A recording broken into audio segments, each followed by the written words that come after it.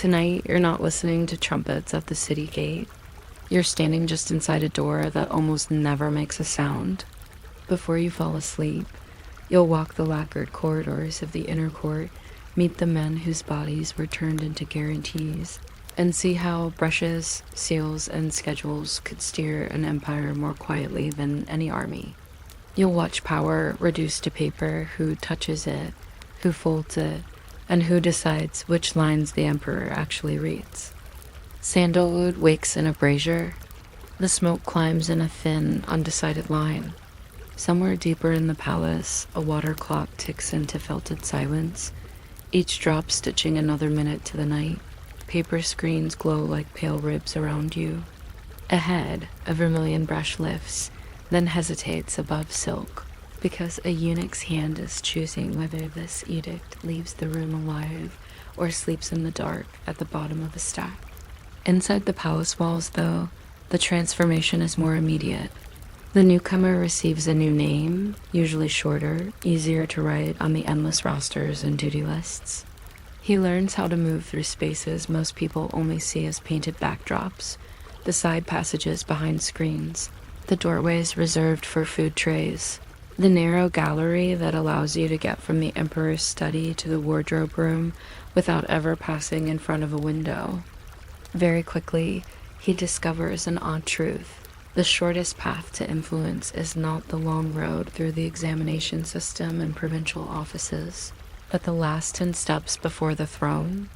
Those 10 steps are guarded, cleaned, measured, and, in a sense, owned by the eunuchs who stand there every day.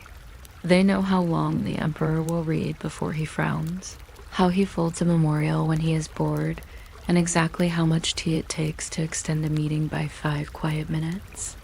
You might expect power to announce itself loudly, but in this world it usually arrives on paper. Memorials, petitions, reports, all folded in the same precise way, stacked into bundles like pale bricks. Who touches those bundles first matters more than who writes them.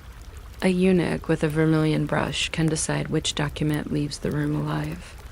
An urgent report about a flooded province placed on top of the stack might earn the emperor's immediate attention. The same report placed in the middle might wait until his after-lunch drowsiness.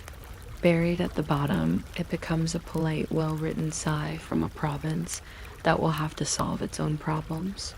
The difference between urgent and forgettable, in other words, can be the thickness of 3 sheets of paper and the mood of the man who is sorting them. Around him, the palace runs on schedules that look almost comically precise when you see them written out. There is a register for which officials may appear on which days, a timetable for when tribute missions are allowed to present gifts, and even a rota for when certain halls are sprinkled with scented water. These lists may feel as exciting as a bus schedule, but they are the skeleton that keeps an empire standing upright. Eunuchs copy them, revise them, and post them on doors.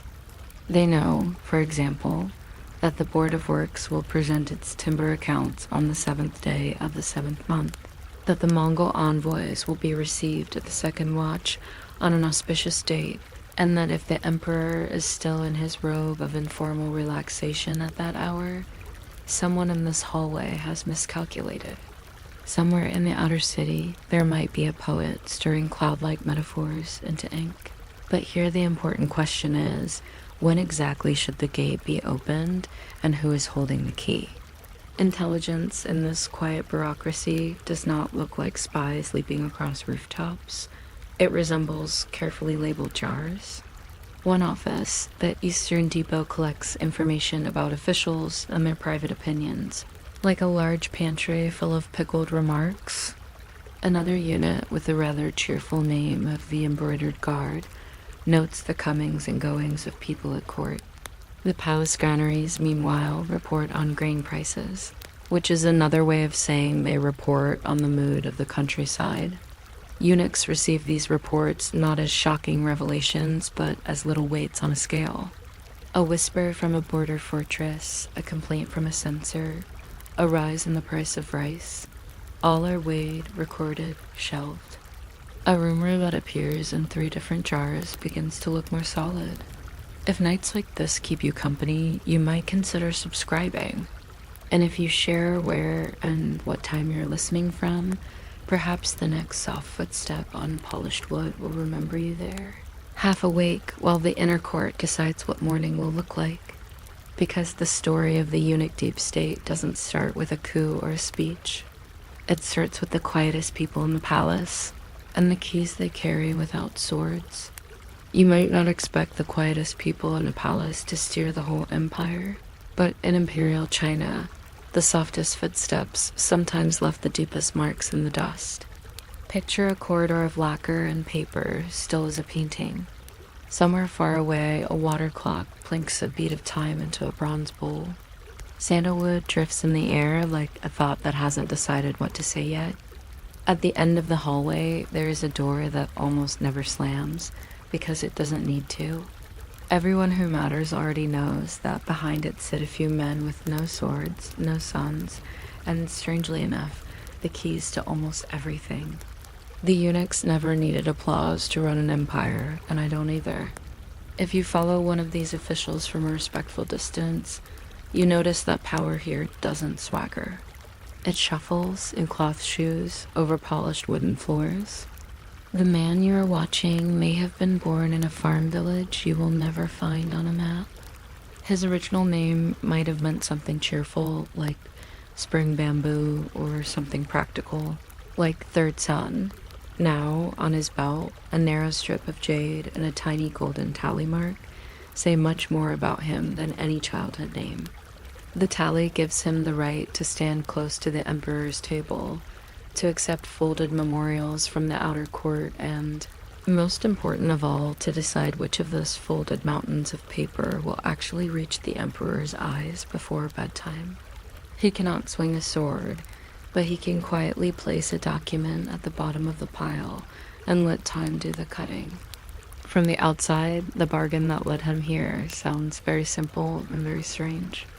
In exchange for removing the possibility of future children, the state opens the palace gates. The body becomes a kind of security deposit. A eunuch cannot build a dynasty of his own, so in theory he will dedicate himself entirely and neatly to the dynasty that already exists. Of course, reality is messier. Families begin to grow sideways instead of forward. There are sworn brothers, godsons, borrowed nephews, and formally adopted cousins. Gifts travel along these side branches like water along irrigation ditches. Somewhere in a dusty county yamen far away, a small shrine may still hold a plaque to Lord Lee of the Inner Court, a man who officially died unmarried and childless, but who somehow funded a new bridge, a schoolroom, and a very optimistic family genealogy. Workshops around the palace add another layer of quiet control. The clockmaker's rooms adjust the water clocks and mechanical devices that regulate time itself within the palace. If they say a watch has ended, then it has, even if the moon disagrees. The porcelain workshops report on the quality of tribute ceramics from distant kilns, which is a very roundabout way of tracking whether those regions are thriving or cutting corners. Cannon foundries and armories hum in the background, their inventories neatly written in ledgers that pass through eunuch hands. Simply by counting things, by writing them down and asking, is this more or less than last season, the eunuch bureaucracy turns objects into signals. Being physically close to the emperor adds yet another layer. Standing near someone every day is a peculiar kind of power.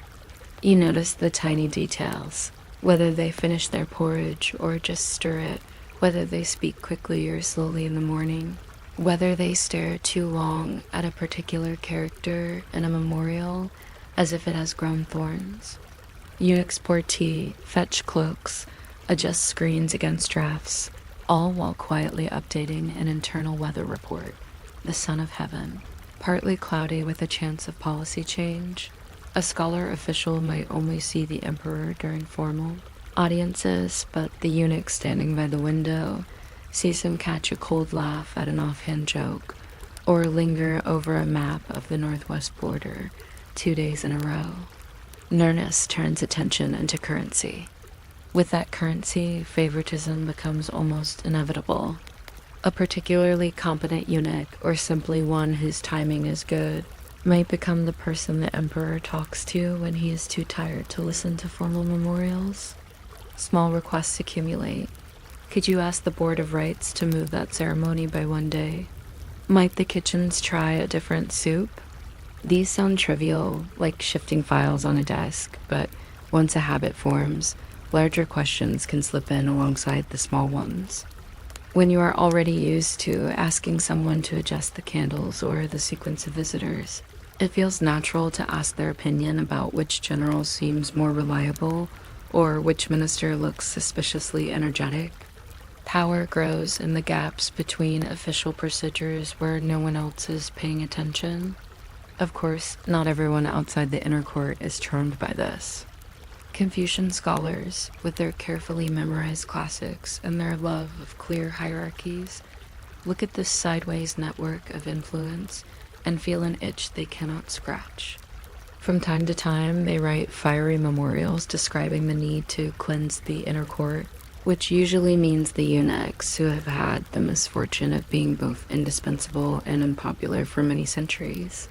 These memorials thunder beautifully on paper, with images of righteous storms washing away corruption. When they land on the sorting table outside the throne room, however, they become simply one more bundle. Someone has to decide whether today is a good day to give the emperor a sermon about moral decay, or whether the flood reports and the grain accounts should go first. You can probably guess who makes that choice. When purges do happen, they rarely look like a dramatic revolution. More often, they resemble a large office rearranging its filing cabinets. Names on rosters are crossed out. Seals are collected and reissued. A few prominent figures are tried or exiled, generating impressive scrolls of accusation full of phrases like gravely offended the ancestral, injunctions which can cover almost any behavior if you squint at it correctly. Meanwhile, the daily business of the palace continues. The emperor still needs someone to manage the wardrobes, the treasury, the kitchens, the schedules. New eunuchs step into old roles, much like clerks inheriting someone else's desk and discovering, with mild surprise, that the drawers are already full of carefully labeled problems. Outrage resets the board, but not the rules of the game. Over the course of centuries, what remains most consistent is not any particular personality, but the machinery they operate. Archives accumulate in careful cords, ledgers of palace expenditure, lists of repairs to city walls, receipts for tribute gifts, rosters of court musicians. To a sleepy reader, these look like the least dramatic documents in the world. Yet together they form a kind of quiet biography of the empire. You can trace how often the capital ordered new grain ships during drought years, how many bolts of silk were sent to border generals after a skirmish, how many lamps were lit in which halls during which festivals. The eunuchs who kept these records may not have written poetry, but they left behind an unusually detailed to-do list for a civilization. Logistics becomes a sort of hidden theology. Behind every grand ritual and imperial wedding, a sacrifice at the ancestral temple, there are schedules for moving chairs, for airing robes, for warming wine at exactly the right hour. Eunuch officials sign off on all of this, which gate opens when, which drumbeat signals the start of a procession, which part of the palace is closed to ordinary staff for the day. If you think of the empire as a huge theater, they are the stage managers making sure the scenery slides into place at the right moment. Audiences remember the glow of lanterns and the solemnity of prayers. The archives remember that someone ordered an extra cart of lamp oil and that the drums were retuned the day before. Even when regimes fall and new dynasties repaint the palace walls in their own favorite colors, some of this infrastructure survives. Routes mapped by eunuch administrators continue to be the most practical way to move grain along rivers. Warehouses they built or reorganized remain in use, sometimes under new names. A later official, flipping through an old ledger, might find marginal notes in a tight, neat hand adjusting figures or correcting a place name.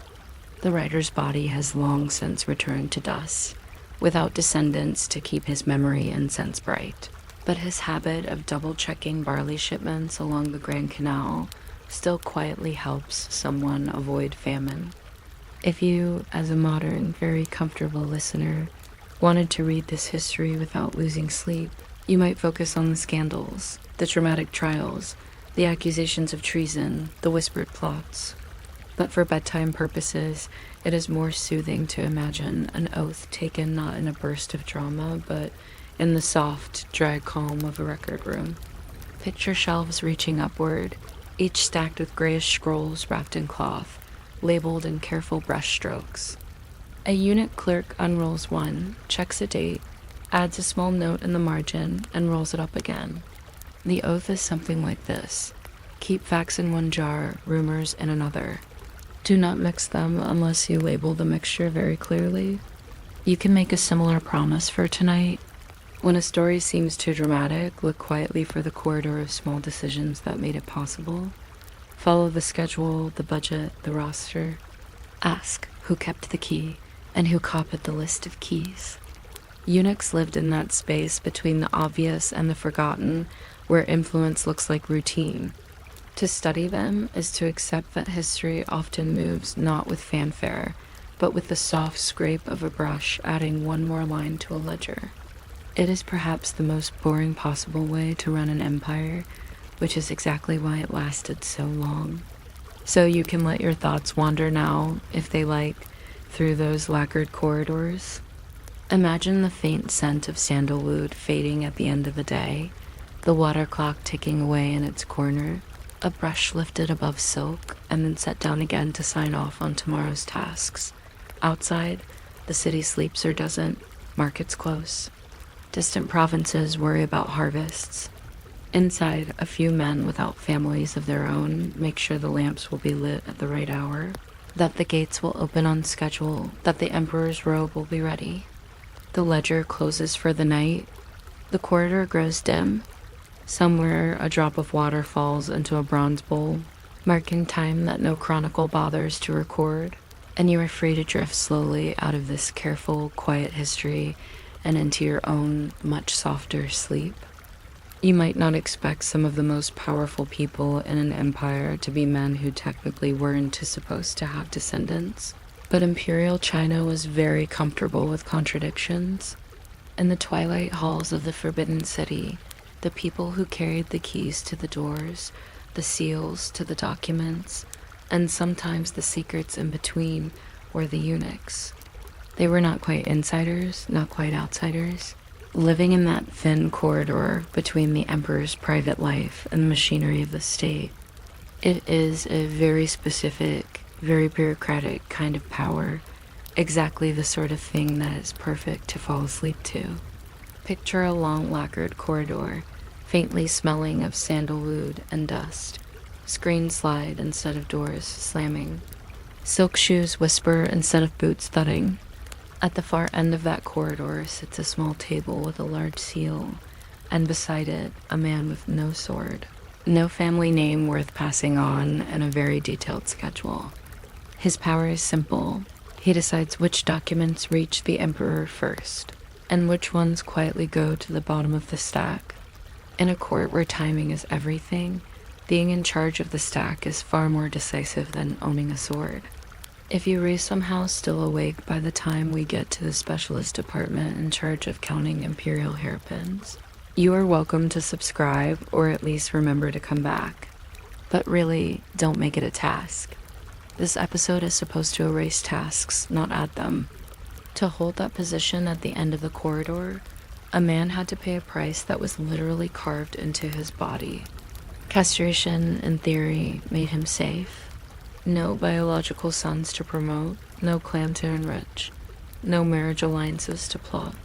Officials said this lack of family would keep him loyal to the throne. In practice, it just meant that his loyalties flowed sideways instead. Sworn brothers, adopted sons, patrons, and protégés, all inside the palace rather than outside it. Families were not abolished, they were rerouted through paperwork. A young boy from a poor village might be brought to the capital, altered in a small dim room that nobody wrote about in too much detail, and then entered into a register that turned him from son of Liu the farmer into palace attendant corridor number 3. His new identity was a line in a ledger and a pair of soft shoes. The arrangement was oddly transactional. Some families sent sons willingly, trading a child's future for the possibility of favor from the capital. Others lost them to officials gathering servants for the palace. Somewhere, a clerk dutifully recorded each change, probably using the same column headings every time: name, age, place of origin, condition after the operation, assignment. It is hard not to imagine that clerk yawning as he dipped his brush, the ink drying almost as slowly as the boys healed. For the boys, the palace became the only world. For the emperor, they became the hands that moved the screens, lifted the curtains, and managed the minutes of his day. Passing through those corridors, you would notice the silence. Eunuchs handled not just doors, but also sound. They padded messages, timed entrances, and ensured that the emperor never had to hear unplanned footsteps. Their job was to make the world arrive in an orderly procession, like a carefully arranged playlist that never skips. They were keys without swords, no strike, all access. And in this carefully oiled quiet, the deep state of the palace took shape not with declarations, but with small decisions about when to knock, when to cough politely, and when not to mention that there was another petition waiting outside. Once you get inside that system, it becomes less about the individuals and more about the tools. Power in the Imperial court was measured in brushes, seals, and schedules. A single stroke of vermilion ink, applied by the emperor's hand or, more realistically, in his presence, could turn a suggestion into law. But that brush didn't move itself. A eunuch placed the document in front of him, arranged the inkstone, and was usually the one to remove the paper afterward, folding it with practiced fingers so the wet ink never smudged. Historians sometimes focus on the words. Eunuchs specialized in the choreography around the words. Edicts came in, memorials went out, and everything was logged.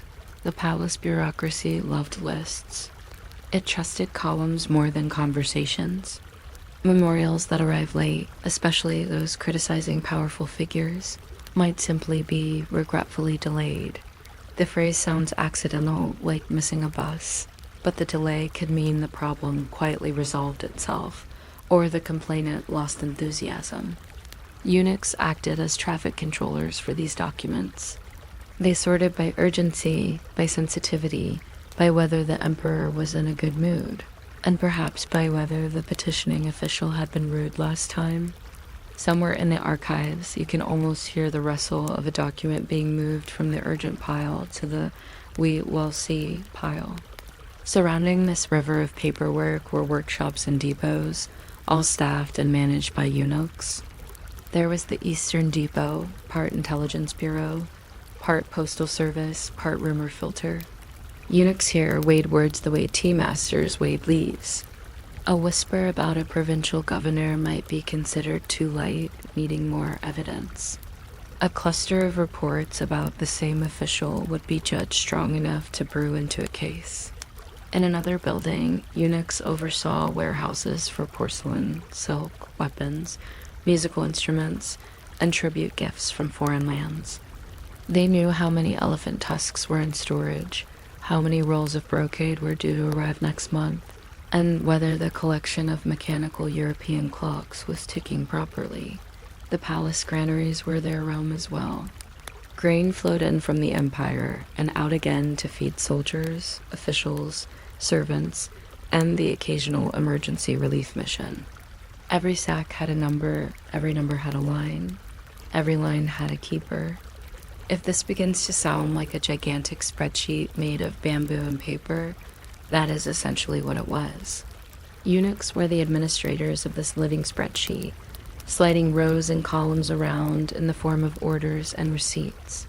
You can imagine them standing in front of shelf after shelf of neatly bundled documents, breathing in dust and ink, and feeling a quiet satisfaction when the numbers balanced. Their tools of quiet control extended to time itself. Palace clocks, water clocks, then mechanical ones, were maintained by eunuch technicians. They ring bells for audiences, meals, and rituals. A mistimed bell could cause embarrassment, so there were backup timekeepers. And probably backups, because Imperial life liked redundancy. Schedules for the Emperor's activities were drawn up in advance, revised in the margins, then recopied carefully. Eunuchs decided who waited in which antechamber and for how long. An official left stewing for hours outside a door was learning a lesson before even stepping into the room. All this without a single raised voice. Of course, holding the schedules of other people's lives made eunuchs important, and importance in a court is always a little dangerous. The nearer a eunuch stood to the emperor's bedchamber or study, the heavier his invisible crown of responsibility became. To be the man who knew which nights the emperor preferred reading to music, or which illness needed which herbal tea, was to hold a kind of soft monopoly on attention. Confucian scholars in their sober robes could rage about proper moral governance, but the person who served the emperor, kanji every morning, had a form of influence that did not fit elegantly into philosophical treatises. Favor in this world moved through small gestures. A word of thanks, slightly more genuine than usual. A quick question about a eunuch's health. Permission to sit rather than kneel. These were the currency of nearness. Over time, favorites collected privileges, the right to accompany the emperor on trips, control over certain workshops, the ability to recommend other servants for promotion. Stipends grew, houses were granted just outside the palace walls, temples were endowed. To outside officials, it could look as if uneducated palace servants were suddenly competing with them in the great game of influence. Naturally, this did not go over quietly. Censors, whose official job was to point out problems and write about them with dramatic language, often directed their styluses at eunuchs. Memorials thundered about unworthy men behind the screens, unseen hands, and pernicious influence. Documents read like moral lectures, but they were also a kind of theater. Everyone in the system knew that some eunuchs were indispensable. The empire did not run on virtue alone. It ran on knowing which storeroom key matched which lock. Still, when outrage swelled high enough, the court occasionally staged a purge. A purge looked decisive on paper. Names were listed, crimes were recorded, punishments assigned. A clique of eunuchs might be dismissed, exiled, or in harsher times executed. New regulations would be issued, stern prefaces attached to the statute books. For a brief moment, the court could pretend that the deep state had been rooted out, but the palace still needed someone to manage the seals, the schedules, and the storerooms. Within months or years, quieter men eased into the same positions. The labels on the shelves changed. The system itself stayed. It was like rearranging the furniture in a room whose walls could not be moved. When dynasties shifted or emperors died, the eunuch establishment did not exactly vanish. It frayed, thinned, and reattached itself in new patterns.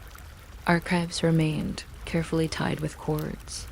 Timetables for long-ago rituals lived on in dusty volumes, telling later generations exactly how many minutes should pass between the first and second drum beats in a dawn. Ceremony no one performed anymore. Maps of courier routes, drawn up by eunuch administrators, continued to guide caravans and messengers long after their creators were forgotten. The deep state outlasted its own staff, which is what deep states like to do. Even after reformers tried to reduce eunuch influence, their logistical achievements stayed embedded in the bones of the capital.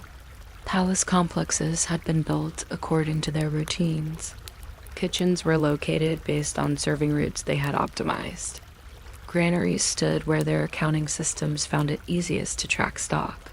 It is an odd legacy, not heroic statues or stirring slogans, but buildings shaped by the walking habits of men carrying trays and scrolls. The Empire's body remembered the paths its eunuchs once walked, even after their names were scraped from plaques. For a modern reader or listener peeking into this world, the temptation is always to look for villains and heroes. Some eunuchs were corrupt, certainly. Others were diligent and painfully anonymous. But if you want to use their history as a bedtime story, it might be more soothing to think of them as parts of a large, humming machine. Each held a clip of paper, a ring of keys, a segment of the schedule. Nobody saw the whole device, not even the Emperor. It is like staring at the back of a very old clock and realizing that the most important gears are the ones you never notice. When historians today study these men, they often start with allowed documents, the scandals, the purges, the outrage memorials. Yet another way to read the eunuch deep state is quieter. You can trace which workshops reported to which depots answered to which palace offices, how grain shipments matched up with ritual calendars. Instead of asking who was in charge, you ask, which corridor did this piece of paper travel down? It is a sleepier, more patient approach, but it fits the subject. Eunuchs were not supposed to leave autobiographies. They left timetables.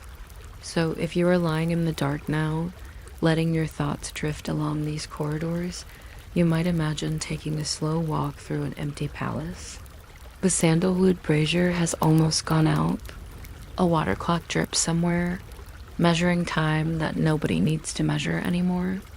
You pass storerooms where ledgers sleep under dust, shelves of porcelain tagged with yellowing labels, drawers filled with neatly bundled reports about minor repairs done to staircases centuries ago. Every object has been recorded by someone whose name you will never know. In the last hall, where audiences once took place, the throne sits under its canopy, but the important place is still the small table to the side.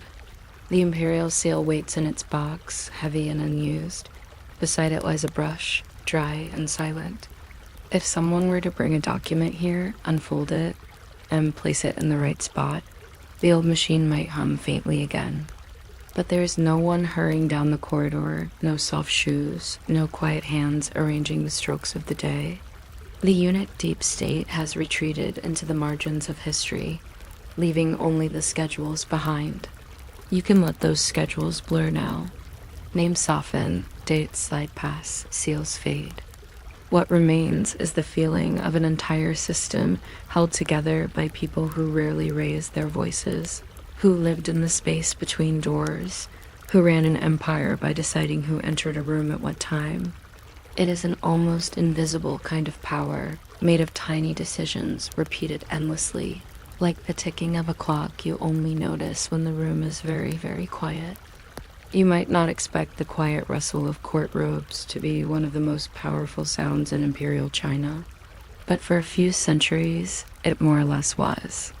The emperors came and went, dynasties shifted like clouds, but the soft swish of silk at the palace doors stayed remarkably stable.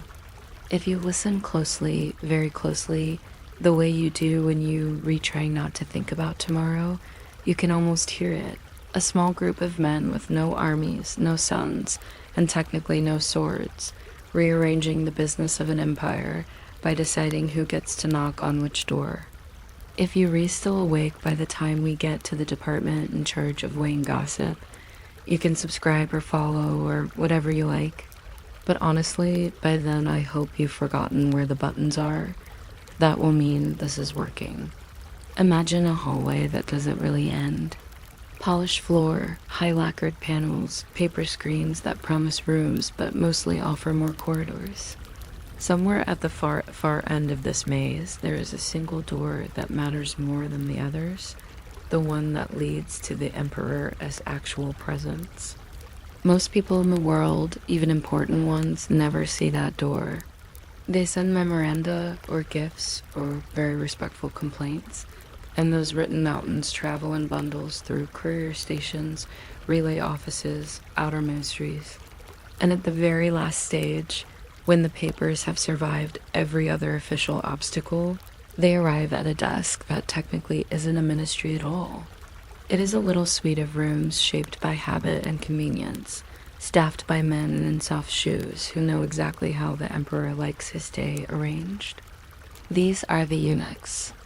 In many time periods, they are described as servants, as if they were just tidier butlers with fancier uniforms. In practice, they are much closer to operating system administrators for the Imperial household. They don't argue about policy in the grand sense.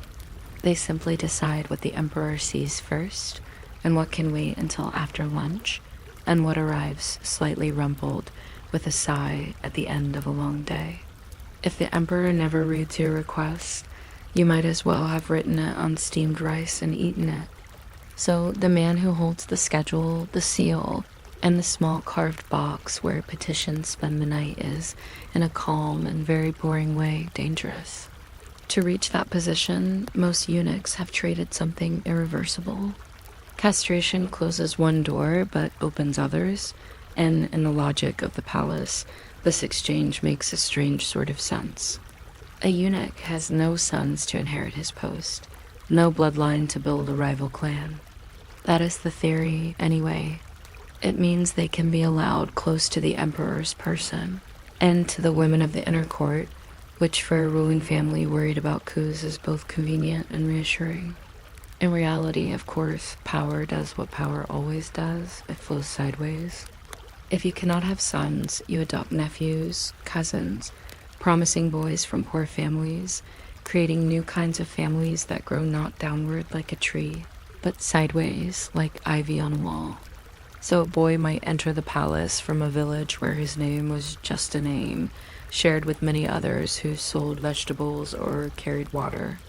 Inside, the name shrinks down to a title and then to a function. He becomes the one who holds the lamp, or the one who handles the inkstones, or the one who wakes His Majesty at the second watch. It sounds small, almost cozy, like job titles in a very obsessive coffee shop, until you realize that whoever wakes the emperor also quietly decides which urgent report is in his hand when his eyes first open. That tiny decision can tilt the day, and the day can tilt the empire. And the empire can tilt farmers and tax collectors and border garrisons that will never know a sleepy eunuch chose one scroll over another because its silk tie looked more serious. Castration is therefore not just a medical fact in this context. It is a bureaucratic contract written on the body.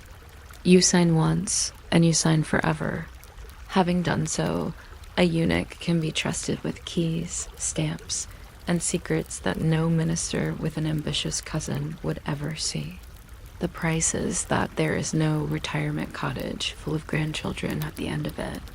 Instead, the palace itself becomes the family home, and the other eunuchs, the patrons who promoted you, and the young men you later adopt become your sideways descendants.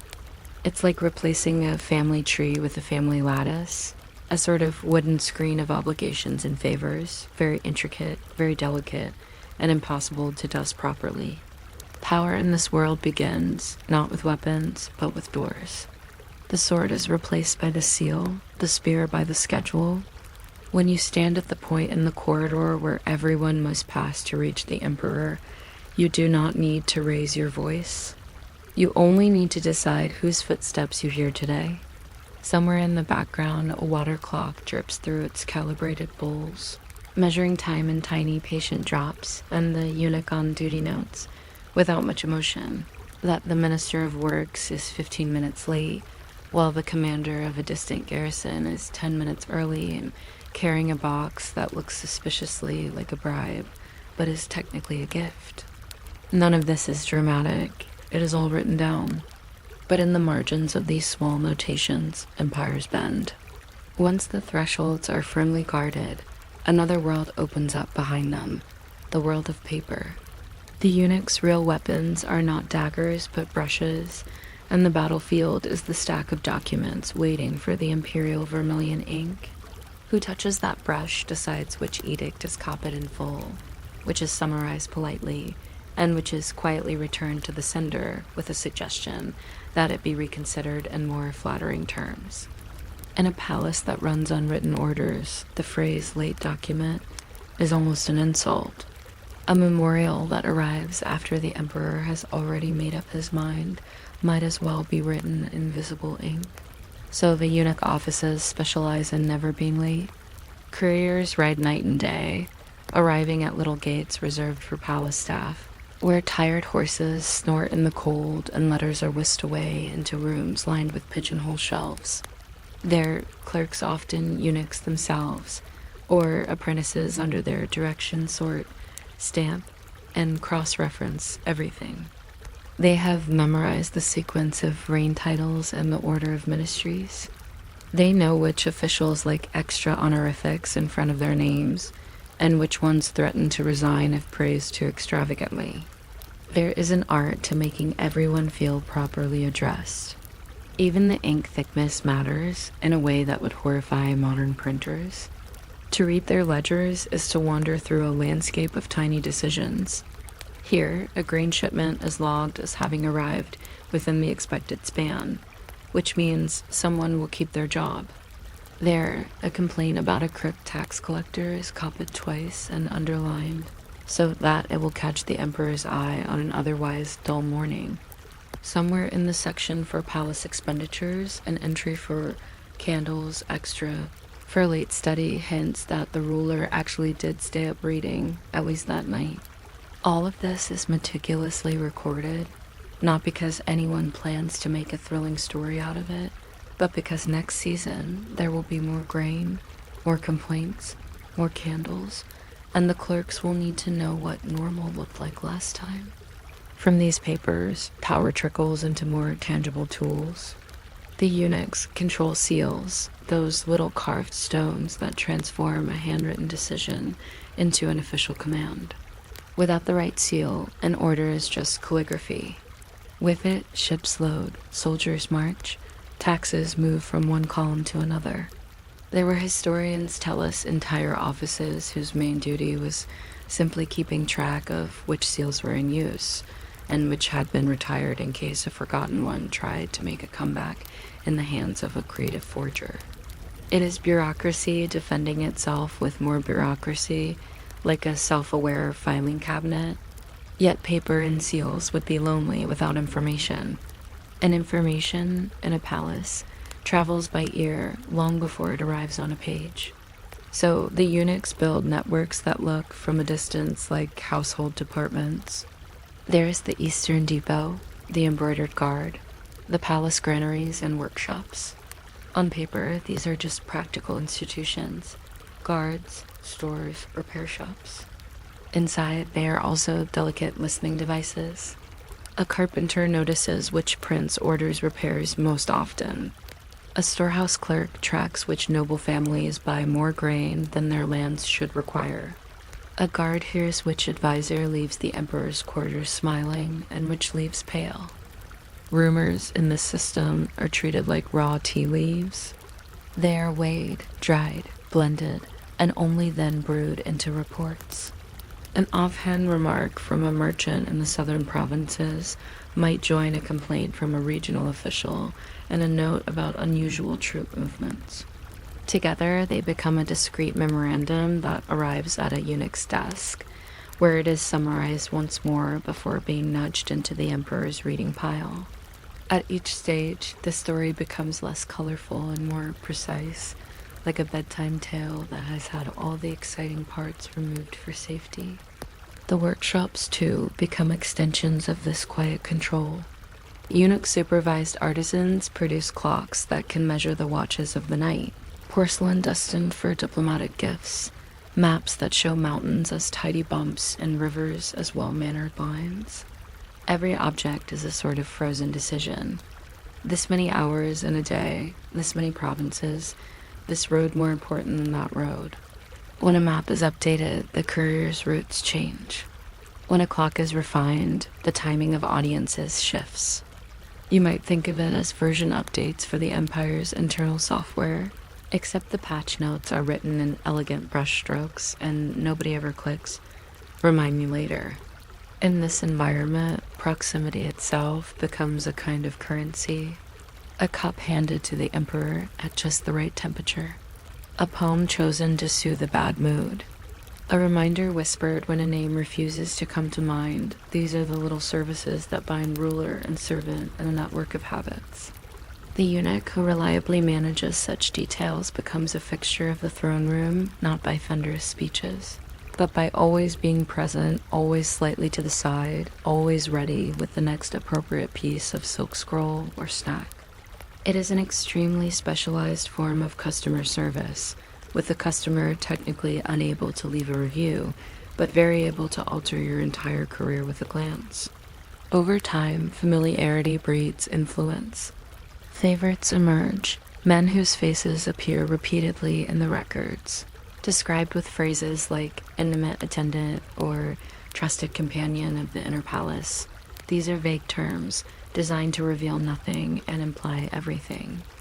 What they mean in practice is that when the emperor wonders aloud about a new canal project or the appointment of a distant governor, the eunuch at his side feels confident enough to say, gently, "Your Majesty once praised the frugality of the Minister of Works," or, "It is said that the governor of such and such shows great diligence." The words are mild. The effect is not. Around each favorite, layers of dependence grow like lacquer.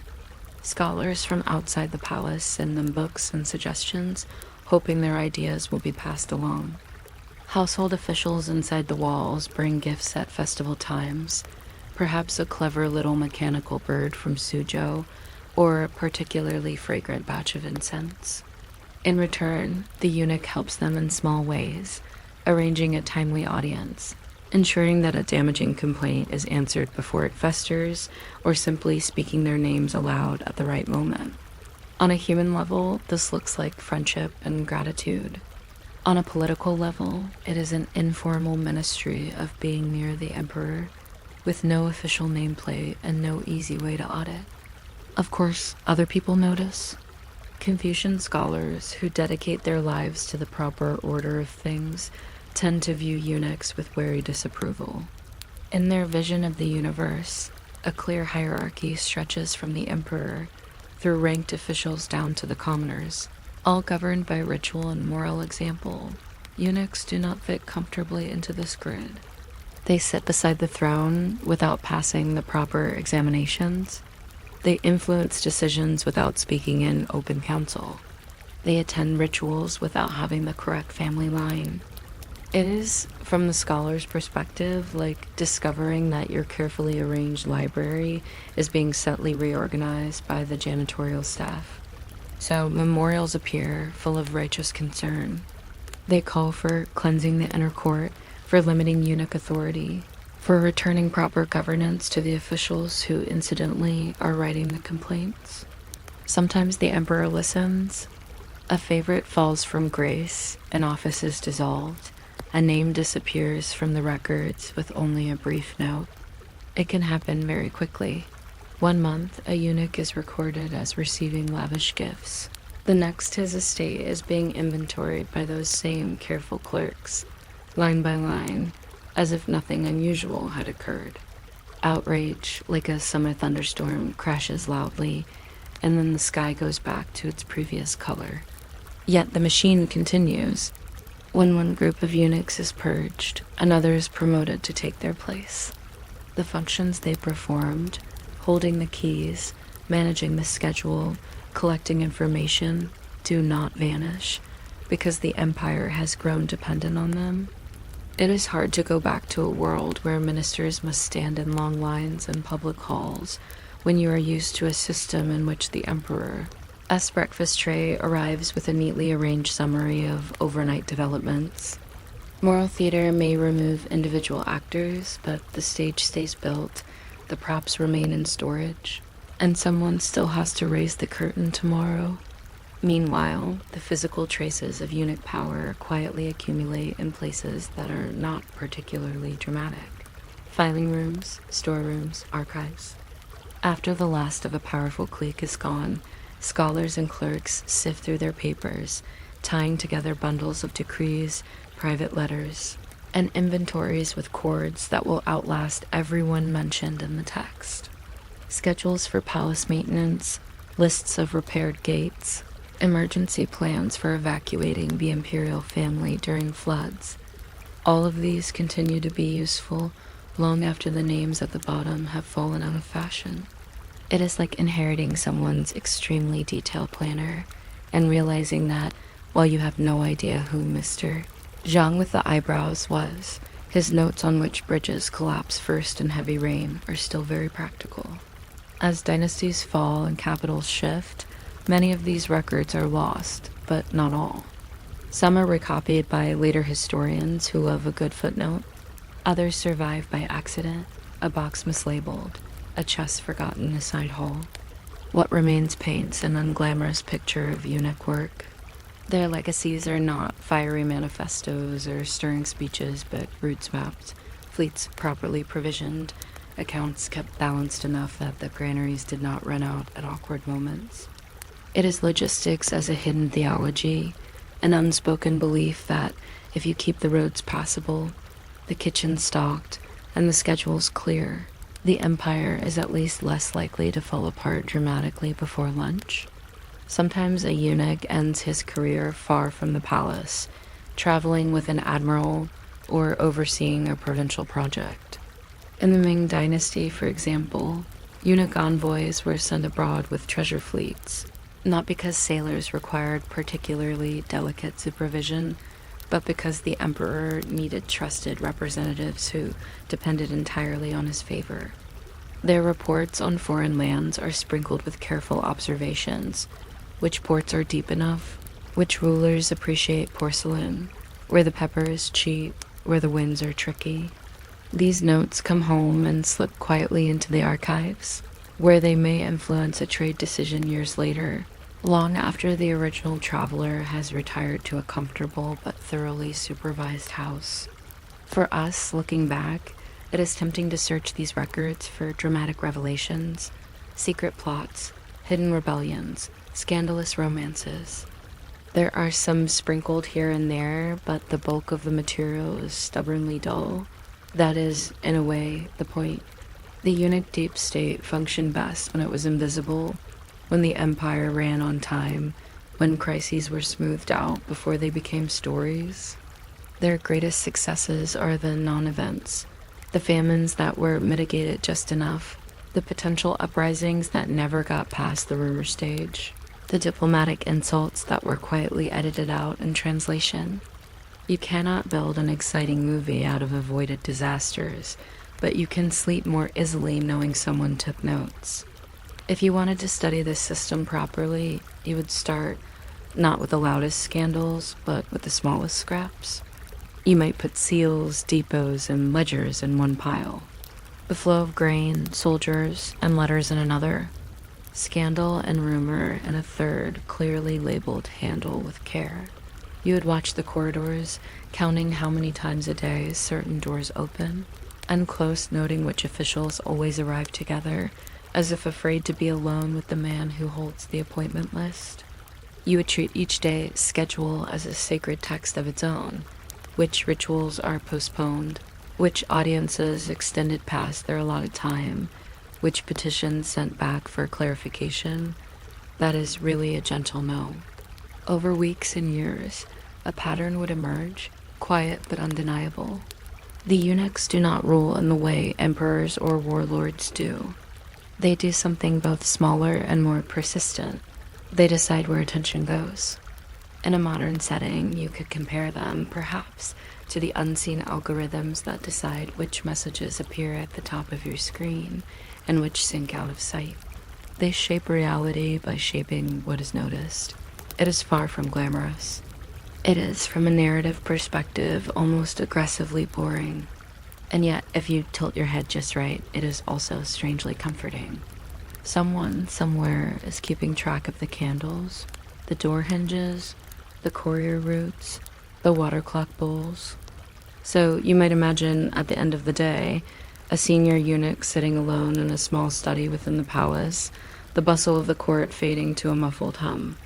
On his desk lie the remnants of today's decisions, petitions granted, requests deferred, one or two reports that will be quietly forgotten. He takes a brush, notes in a log that the emperor retired earlier than usual, that the minister of revenue seemed tired, that the repairs to the northern gate are finally complete. None of this feels momentous. It is just another day in an endless series of days. The brazier glows faintly, sandalwood turns to ash. Somewhere nearby, a water clock empties its last drop into a bowl, marking the change of watch that only the most dutiful guards and the most anxious insomniacs will notice. The eunuch finishes his entry, sands the ink, and closes the ledger with a soft thud that no chronicle bothers to record. Outside, the corridors of lacquer and paper are dark and quiet. Inside, the record of who walked them and when and with what in their hands is still warm. And if you let your thoughts drift just a little, you can almost hear that soft closing of the book echoing as your own day folds, shut the details of your schedule fading gently into the background where they belong for now. You might not think the little metal plate on your front door has a history, but people once argued quite politely and at great length about which number should be on it or whether a number should exist at all. Before streets decided to learn how to count, addresses were more like bedtime stories. You did not live at 42 anything. You lived 3 houses past the baker with the blue sign, opposite the chestnut tree, near the well that sometimes smells of cabbage. It worked, mostly. Everyone walked slowly. Everyone knew the same wells and trees, and the city was small enough that if a letter wandered, the postman could ask a neighbor and be put right over a cup of ale. If you were still awake by the time house numbers reach the 19th century and discover enamel, you can subscribe or follow or whatever the modern word is. But honestly, do not put pressure on yourself. The numbers will be here either way. Imagine standing in a medieval lane with no numbers at all. The houses lean in like tired readers of a book they have not finished. Signs hang above doors, a golden lion, a red shoe, a sheaf of wheat, a pair of cross keys. The signs are bright at first, painted by local craftsmen, but smoke and fog soften them over the years until the lion is a beige cat and the wheat is more of a beige something. People give directions by stories. Go to the house where the widow used to live, they say, as if that narrows it down. Turn left where the apprentice broke his leg. Streets themselves have names that slip around like blankets. One scribe calls it Butcher's Lane, another decides it is Fish Street. A third, more poetic, writes, the street leading to the river. There is no wrong answer, which is very relaxing for everyone except the messenger. If you rented a room, your contract might describe it as in the 3rd house after the market gate with the plum tree out front. If the plum tree failed, your address technically died. You can feel how personal everything is. Houses are described by who occupies them, not by their place in a sequence. A house is Jacob the Cooper's, and then Jacob dies. And now it is the house that used to be Jacob the Cooper's. And after a few years, the house near the place where Jacob the Cooper once lived, the house itself is patient. It watches names change the way we watch seasons.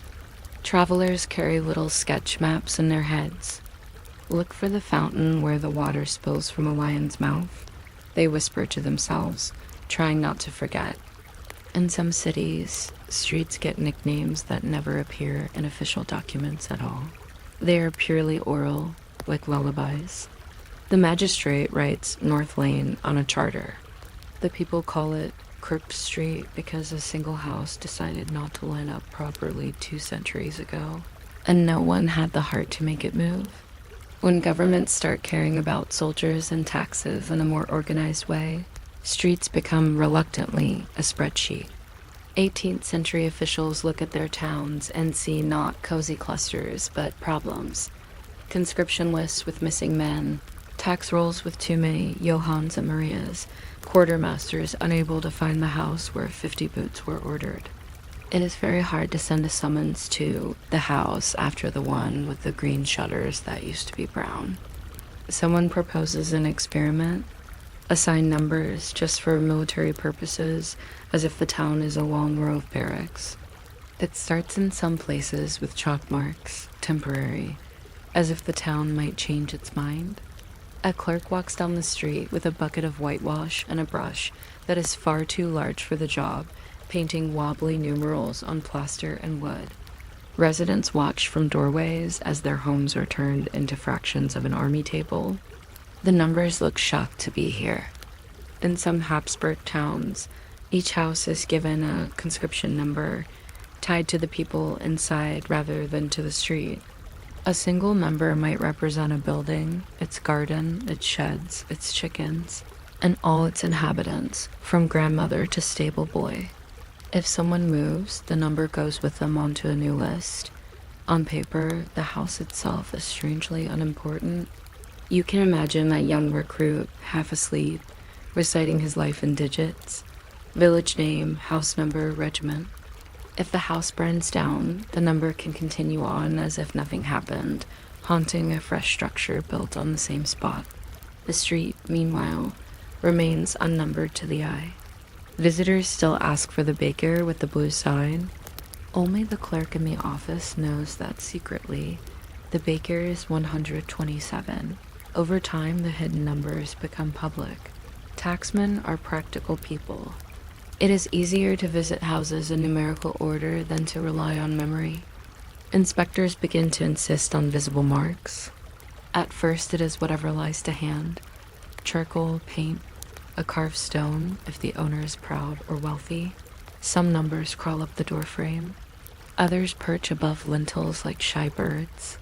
The style is whatever the local mason felt like that Tuesday. On one street, the one is taller than the door, as if showing off. On another, the floors are so narrow that a casual glance might confuse them with chairs. Travelers start to notice. In guidebooks, a phrase appears, lodgings at number 14. And suddenly, the inn is not the Golden Ox, but a slot in a sequence. The sign often remains, but it shares space with the number like a patient roommate. Once you give streets numbers, questions breed gently. In what order should the numbers go? Some cities adopt a method modern postal workers call serpentine. The numbers begin at one end of the street, climb up one side, wrap around the far end, and glide down the other, so that one faces 60 and 30 sulks somewhere in the middle. This seems logical until a new building wedges itself between two old ones. Do you renumber the whole street, expecting everyone to memorize new digits, or do you invent 14 and a half, a sort of numerical attic? Many towns cheerfully choose the attic option. Fractions appear. In some places, letters sneak in as well. 23A, 23B, 23C. The sequence begins to look like a sleepy algebra problem. Imagine the confusion of a visitor staring at a row of doors. 21, 23, 23A, 25, with 22 apparently on holiday. Other cities prefer the even on one side, odd on the other system, which feels strangely satisfying, like a well-folded blanket. Numbers start near the city center or at the beginning of a road and march outward. Evens on the right, odds on the left, as if two invisible lines of children are walking hand in hand. This makes it easier to guess where a particular address may be. If you are told to find 178, you know it must be fairly far out. You can pace your walk like a countdown. Every even door is a soft little drumbeat toward your destination. But this system brings its own trivia. Corner houses sometimes argue with maps. Is a house on the corner of Maple Street and River Road part of Maple's sequence or rivers? At city halls, committees discuss such things with enviable seriousness, assigning corner buildings to one street or the other like referees in a particularly polite game. Somewhere, a clerk carefully crosses out, formerly 2, River Road and writes now 101 Maple Street, and a resident spends months telling friends, yes, the number is different, but the house is exactly where you remember. The material of numbers grows slowly more permanent. Painted digits fade and rain. Wooden plaques warp. In the 19th century, enamel plates become fashionable, especially in Europe. A blue or white rectangle with neat numerals appears above doorways, very official, very standardized. They are produced by the hundreds in small factories, stacked like tiles, the same way today we print stickers. Bolt holes are drilled, screws are supplied. Installing them is satisfying work. You stand on a ladder, align the plate, and turn the screws until the metal sinks ever so slightly against the wall. In some quarters, the plates even follow a color code. One district blue, another brown, a third with a red border for administrative reasons that only make sense to the central office. Nobody remembers those reasons now, but the colors hang on, unsupervised. Street renumbering campaigns become a quiet genre of urban disruption. When a city grows, the old sequences no longer make sense. A road once considered short acquires so many houses that its numbers spill over 3 digits, like a queue that stretches around the block. Officials decide to revise everything. Notices are posted telling residents that, starting next month, their addresses will change. Furniture does not move, but letterheads must be reprinted. In some places, elderly inhabitants continue to give their old numbers out of habit, confusing delivery boys and visiting cousins. For a while, 2 systems coexist like overlapping dreams. Then the old one fades, leaving only faint marks of painted digits on plaster, half covered by new plates.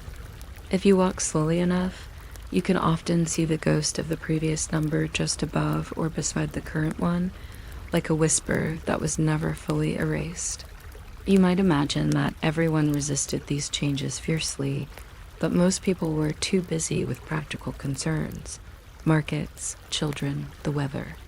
House numbers were one more convenience to get used to, like paved sidewalks or gas lamps. There were grumbles, of course. Some shopkeepers preferred their traditional signs. They feared numbers made their businesses feel anonymous. Others enjoyed the novelty. A baker might proudly announce that he had moved to number 7 near the square, as if the digit itself were a respectable neighbor. In time, addresses began to appear on advertisements, bills of sale, and even love letters. "Meet me at number 23, someone might write, trusting that the number would do half the work of explanation. Yet the old descriptive habits did not entirely disappear.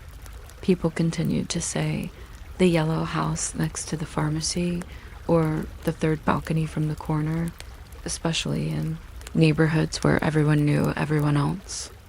Numbers were official, descriptions were affectionate.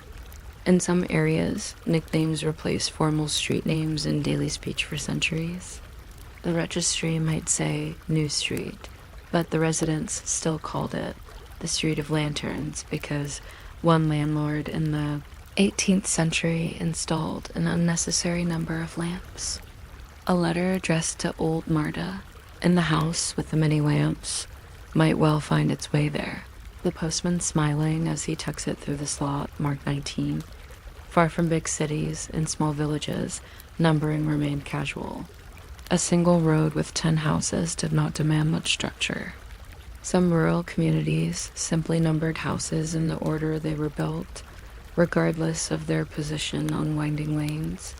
Number 1 might be at one end of the village, number 2 up a hill, number 3 in a field, and so on, producing maps that look less like lines and more like constellations.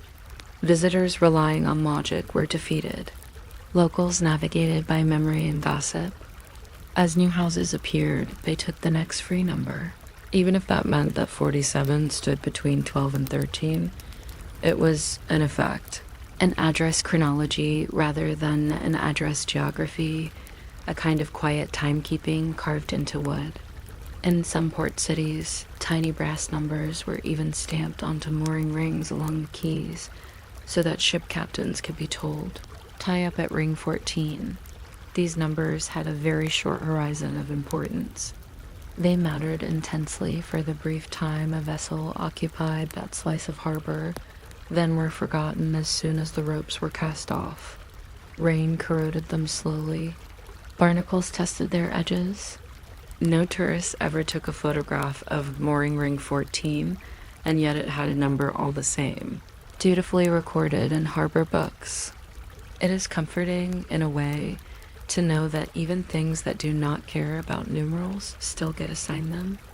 As telephones, databases, and GPS arrive, house numbers quietly retire from their most urgent duties.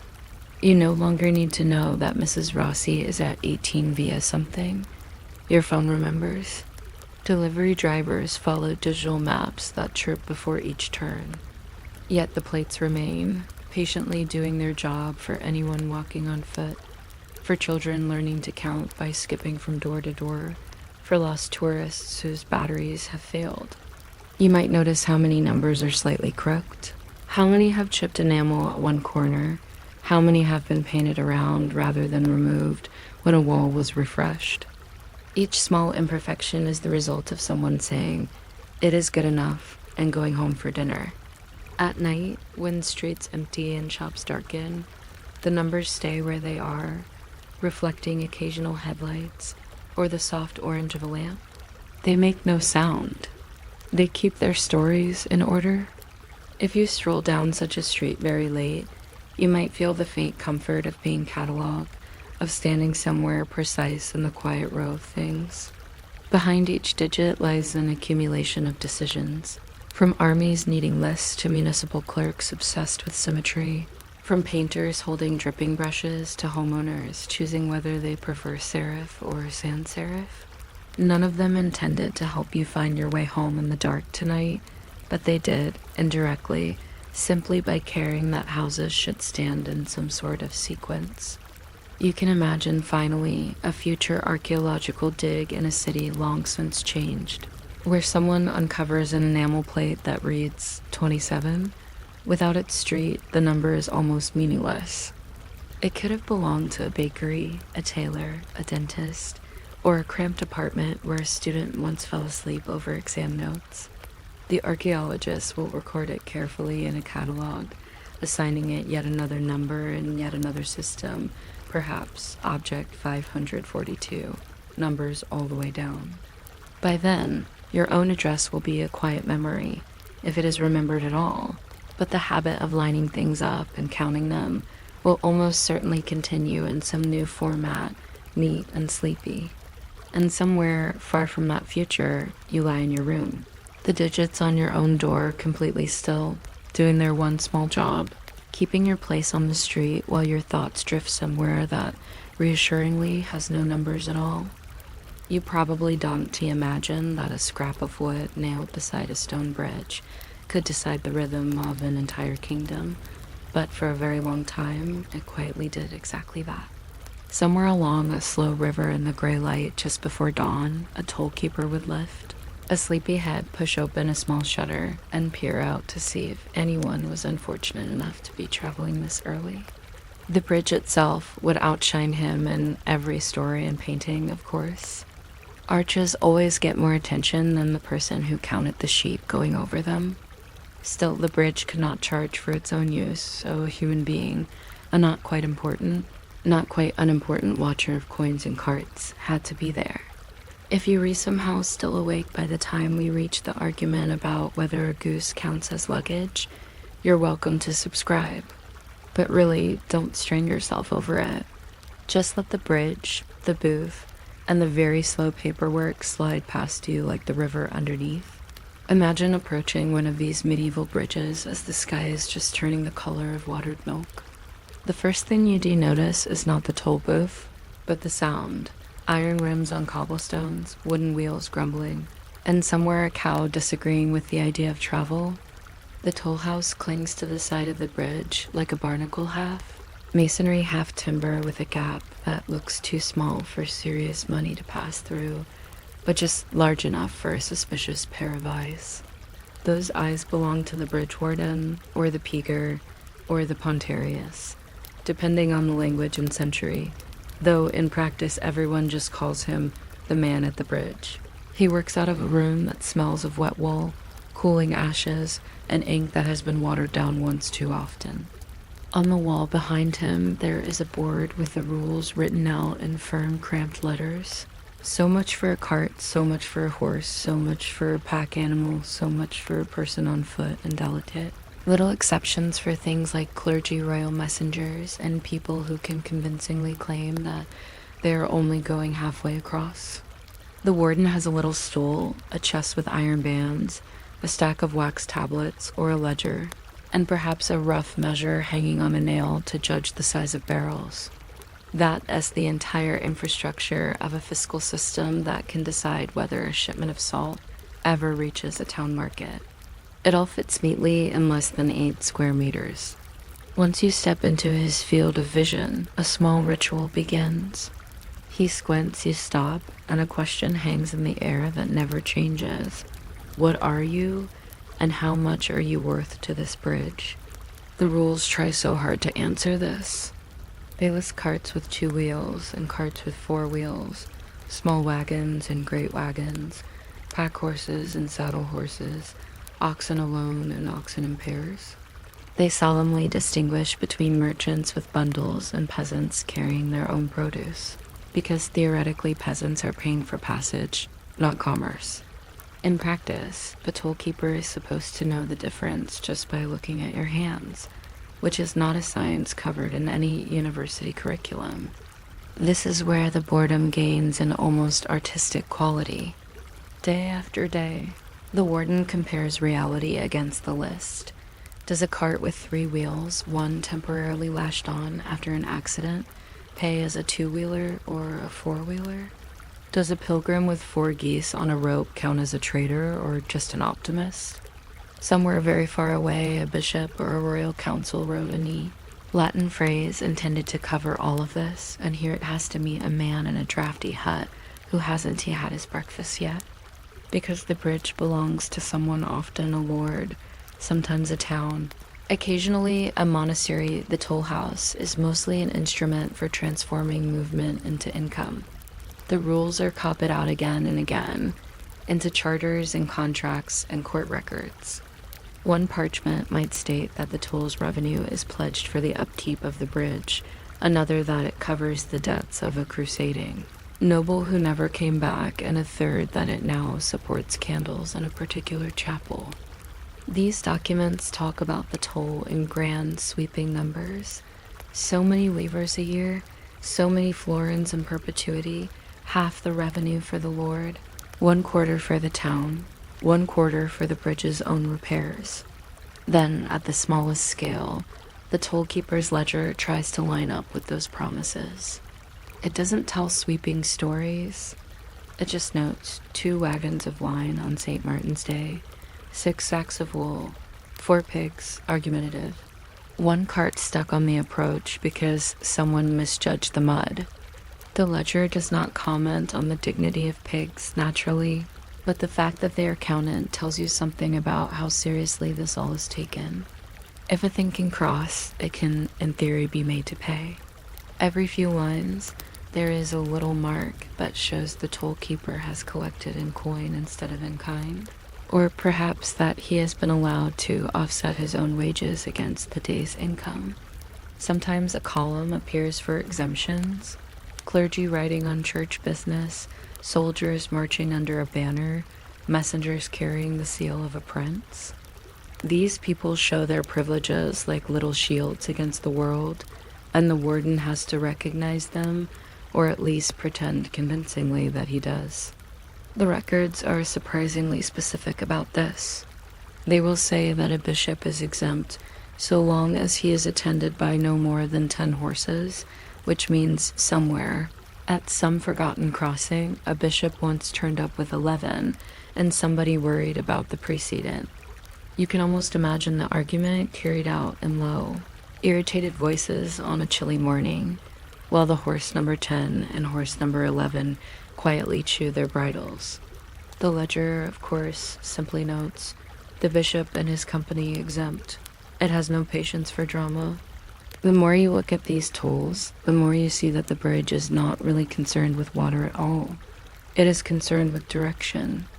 A toll can be charged going one way, or both ways, or not at all on certain days, or even reversed in times of famine to encourage grain to come in rather than go out.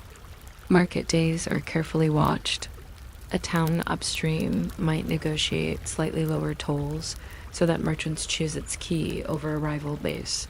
Sometimes, competing bridges exist within sight of each other, and each tollkeeper insists that his bridge is better paved or more honest, which for most travelers simply means the possibility of haggling.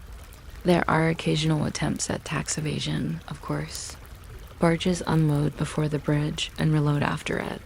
Travelers claim they have already paid at the other end. Salt merchants, notorious for their creativity, might try to hide extra sacks under straw. But evasion takes planning, and most movement is as sleepy as the warden himself. People sigh, hand over coins, and wait for the little nod that means they can trundle on. Inside the booth, the tools for all this are not particularly glamorous. There is usually a chest with 2 locks, its interior divided into compartments for different coins. There might be a simple balance with weights, chipped at the corners, not because anyone wants to cheat, but because things made of metal live hard lives near water and carts. In later centuries, when paperwork becomes more ambitious, you might find printed forms with neat boxes ready to be filled in. Date, type of cargo, origin, destination, amount collected. The forms look strangely modern, like the ancestors of receipts you might still crumple into a pocket after a highway toll. If you're still awake now, you may notice how comfortingly repetitive this all is. Every cart, every coin, every scribbled note repeats the same pattern. The way waves under a bridge repeat the shape of the arches above. The purpose is as much to reassure the people who own the bridge that they are not losing money as it is to actually collect it. The bridge warden lives on the edge of this tiny economy. His pay is often partially in kind, the right to keep a small garden near the bridge, or to graze a few animals on the verge. Sometimes he is allowed to keep a portion of the tolls, which gives him a quiet incentive to count carefully and a louder incentive not to be caught inventing carts that never existed. The regulations about his honesty are detailed and suspicious. He may not charge more than the posted rate. He may not block the bridge to extort higher payments. He may not, under any circumstances, drink on duty. The fact that this last rule has to be written down so firmly suggests that many toll keepers were, in fact, bored enough to consider a small drink. There are stories buried in town records of toll houses where things got a little too relaxed, where friends were waved through, where travelers paid in stories when they had no coins. Every time this happens, an audit of some sort eventually follows, and somewhere in a larger town, someone reads the ledger and frowns at the numbers not adding up. But even audits are slow. They arrive months or years later, when all that remains of the offending pig shipment is a greasy memory. Travelers passing through the toll see only a tiny slice of the warden's life. They do not see him standing on the bridge at night, counting not carts but lanterns, making sure nothing catches fire near the wooden railings. They do not see him in winter when the river ices over and people are tempted to cross beside the bridge for free, leading animals gingerly over the frozen surface, while he shouts that the ice won, bear them, and more importantly, that it won't bear the toll. In some places, he is also responsible for minor repairs, for noticing when a stone has shifted or a beam has rotted. If a wagon falls, one regulation says politely, because the warden neglected the road, let him answer for it. This is a serious sentence wrapped in the calmest possible language. It is the administrative way of saying, please keep the bridge in one piece. Yet even this, when laid out in a rule book, becomes another line. Another small obligation shelved alongside, record the number of sheep over centuries. These tolls accumulate arguments the way the bridge accumulates moss. Towns complain that the fees are too high and drive away trade. Lords complain that exemptions are being granted too generously. Merchants complain that the clerk miscounted their barrels. Occasionally, a chronicler notes a riot at a bridge or a toll house set on fire and these make far more dramatic reading. But they are rare enough that they are written down precisely because they break the pattern. For the most part, the toll system does not explode. It seeps. Rates are adjusted by half pennies, exemptions are added for new kinds of travelers, and new clauses are tucked into charters. When a canal is built or a new road diverts traffic, the toll dwindles, then vanishes. Sometimes the right to collect it is sold to someone else entirely, who now has the pleasure of discovering how few carts actually cross this particular stream. Eventually, many of these bridges become free to cross. The toll house doors are left open, the chest is taken away. The rules are taken down and stored in some city archive, where they will confuse future historians. The little window through which coins once changed hands becomes just another hole in the wall that children peer through when they play. Ivy invades the cracks where the notice board used to hang, yet the paperwork lingers. In a quiet reading room, someone opens a bundle of parchments and unrolls a charter that describes exactly how much should be paid for a wagon of fish in the year 13-something. It feels almost embarrassingly specific. The fish in question have been gone for 700 years. The bridge may have been rebuilt twice. The road may no longer go where it once did. But the clause about fish sits there, perfectly clear, perfectly calm. It never anticipated supermarkets or trucks or electronic tolls. It was written for a world where travel was slow enough that you could measure it in the number of times a warden yawned before noon. If all of this begins to blur a little in your mind, the toll keepers face the endless lists of carts and pigs and barrels. That's more or less how it felt to the people inside the system as well. They did not experience their work as history. They experienced it as another day on the bridge, another page in the ledger, another winter waiting for spring, so that the river would thaw and the traffic would resume. Their decisions rarely made it into chronicles. Kings and battles and treaties are easier to write about than whether a load of hay counted as one cart or two. But the quiet, repetitive business of moving coins from one side of the window to the other built roads, repaired arches, and paid for the candles in chapels where people later prayed about entirely different things. And as you think of that small, drafty room on the side of a bridge, with its box of coins and its neatly written list of tolls, it may feel faintly familiar. Modern life still has its tolls. Gates that lift when a sensor notices a payment, train barriers that open when a card is tapped, screens that show a green check mark before you are allowed through. Behind many of these, somewhere, there is still a person in a small space with a schedule, a set of rules, and a ledger, though the ledger now glows instead of rustling. The logic is the same. Something crosses, something is counted, and a tiny unit of value leaves a traveler as pocket and disappears into an invisible system of budgets and repairs. The bridge is wider now, the river perhaps metaphorical, but the rhythm continues. So if your eyes are drifting and the lines of carts and coins are beginning to blur into one gentle, endless procession, you can let the toll house fade into the dark. The warden will still be there, somewhere in the long, sleepy archive of time, leaning on his little window, waiting for the next cart to approach. He is not in a hurry. He has all the years of his appointment, and the bridge has even more.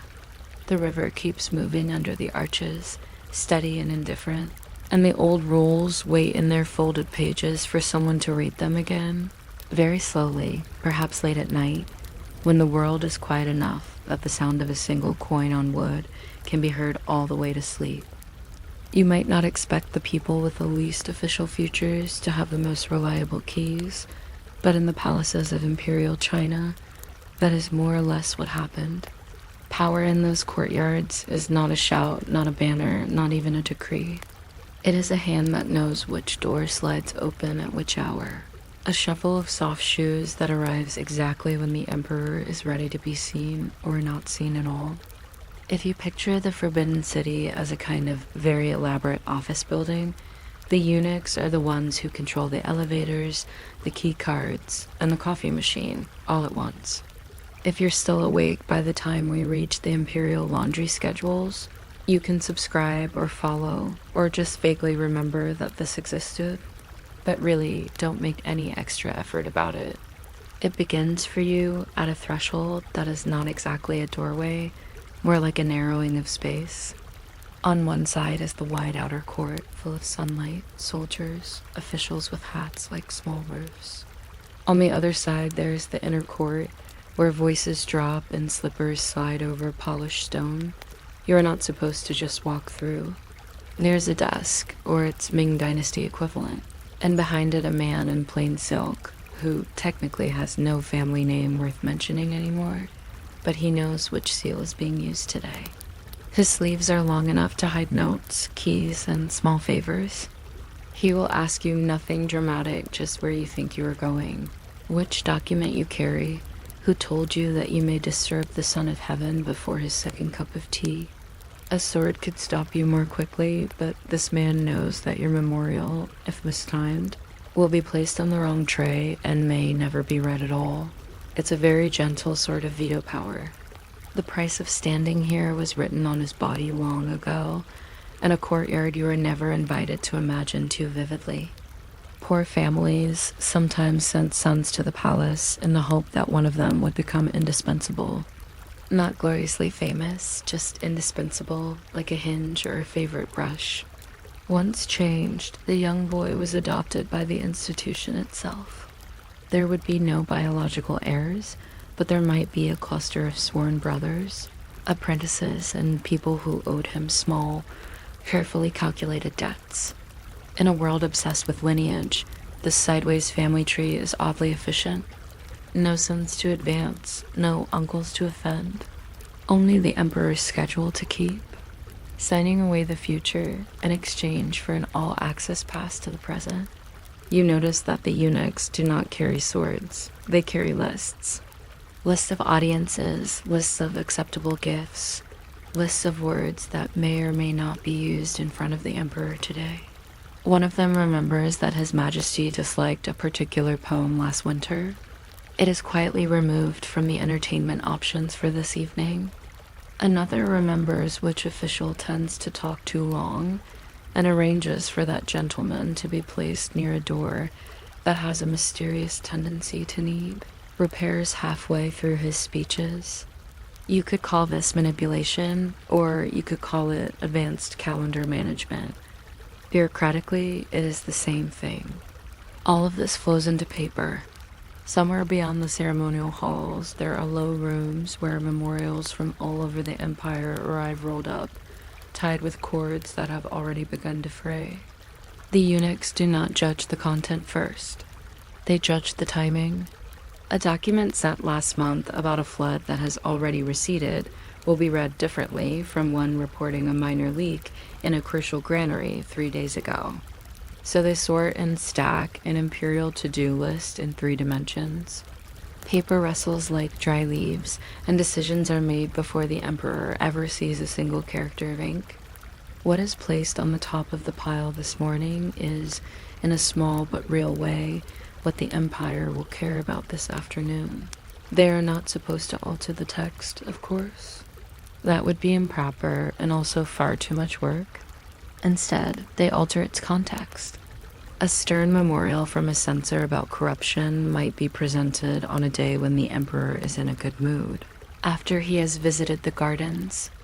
The same document, delivered after an exhausting audience with a demanding prince, might be quietly deferred. We will present this at a more auspicious hour, someone says, with the deep wisdom of an overworked receptionist. You might recognize this from email. The message you answer at 9 a.m. is not the same message if you open it at 11 p.m. Even if every word is identical, every edict that emerges wears a red seal, and somewhere in a small cabinet sits the person who decided which seal. Different seals speak with different degrees of thunder. One authorizes a minor change in grain storage labels.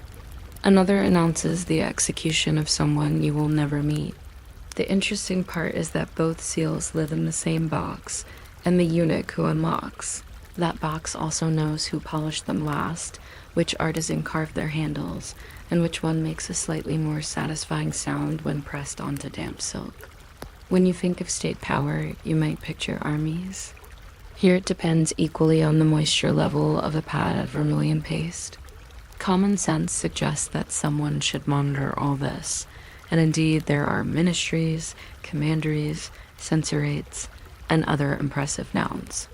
But the eunuchs monitor the monitoring. They control the schedules of the meetings where people complain about the schedules. Workshops that repair palace clocks, restore antique vases, and adjust the springs in elaborate mechanical toys all answer to inner court offices staffed by men who officially do not. Biologically speaking, continue the human story. That does not prevent them from overseeing the manufacture of cannons, or from checking the ledgers of the palace granaries. It does mean they are strangely hard to bribe with promises of your daughter's hand in marriage. You must instead offer something else, perhaps a better room assignment for their favorite junior clerk, or the right to use a particularly comfortable sedan chair. The Empire invents elaborate names for some of these units. There is the Eastern Depot and the Embroidered Guard, whose titles evoke drama, secret tunnels, and high intrigue. In practice, much of their daily work consists of reading reports about who said what at dinner. Somebody at a banquet in Nanjing made a joke about a tax reform. Somebody else laughed too loudly. By the time this anecdote has passed through 3 frightened scribes, it arrives in the capital as a potential seditious comment. A eunuch reads it while finishing a bowl of congee and notes that the supposed rebel is also the person who has been sending particularly meticulous grain statistics for the past 10 years. The report is filed under watch, but do not panic. Somewhere in the story, the laughter at the joke has entirely disappeared, but the ledger entry has survived. Nearness to the emperor is measured in steps and in breaths.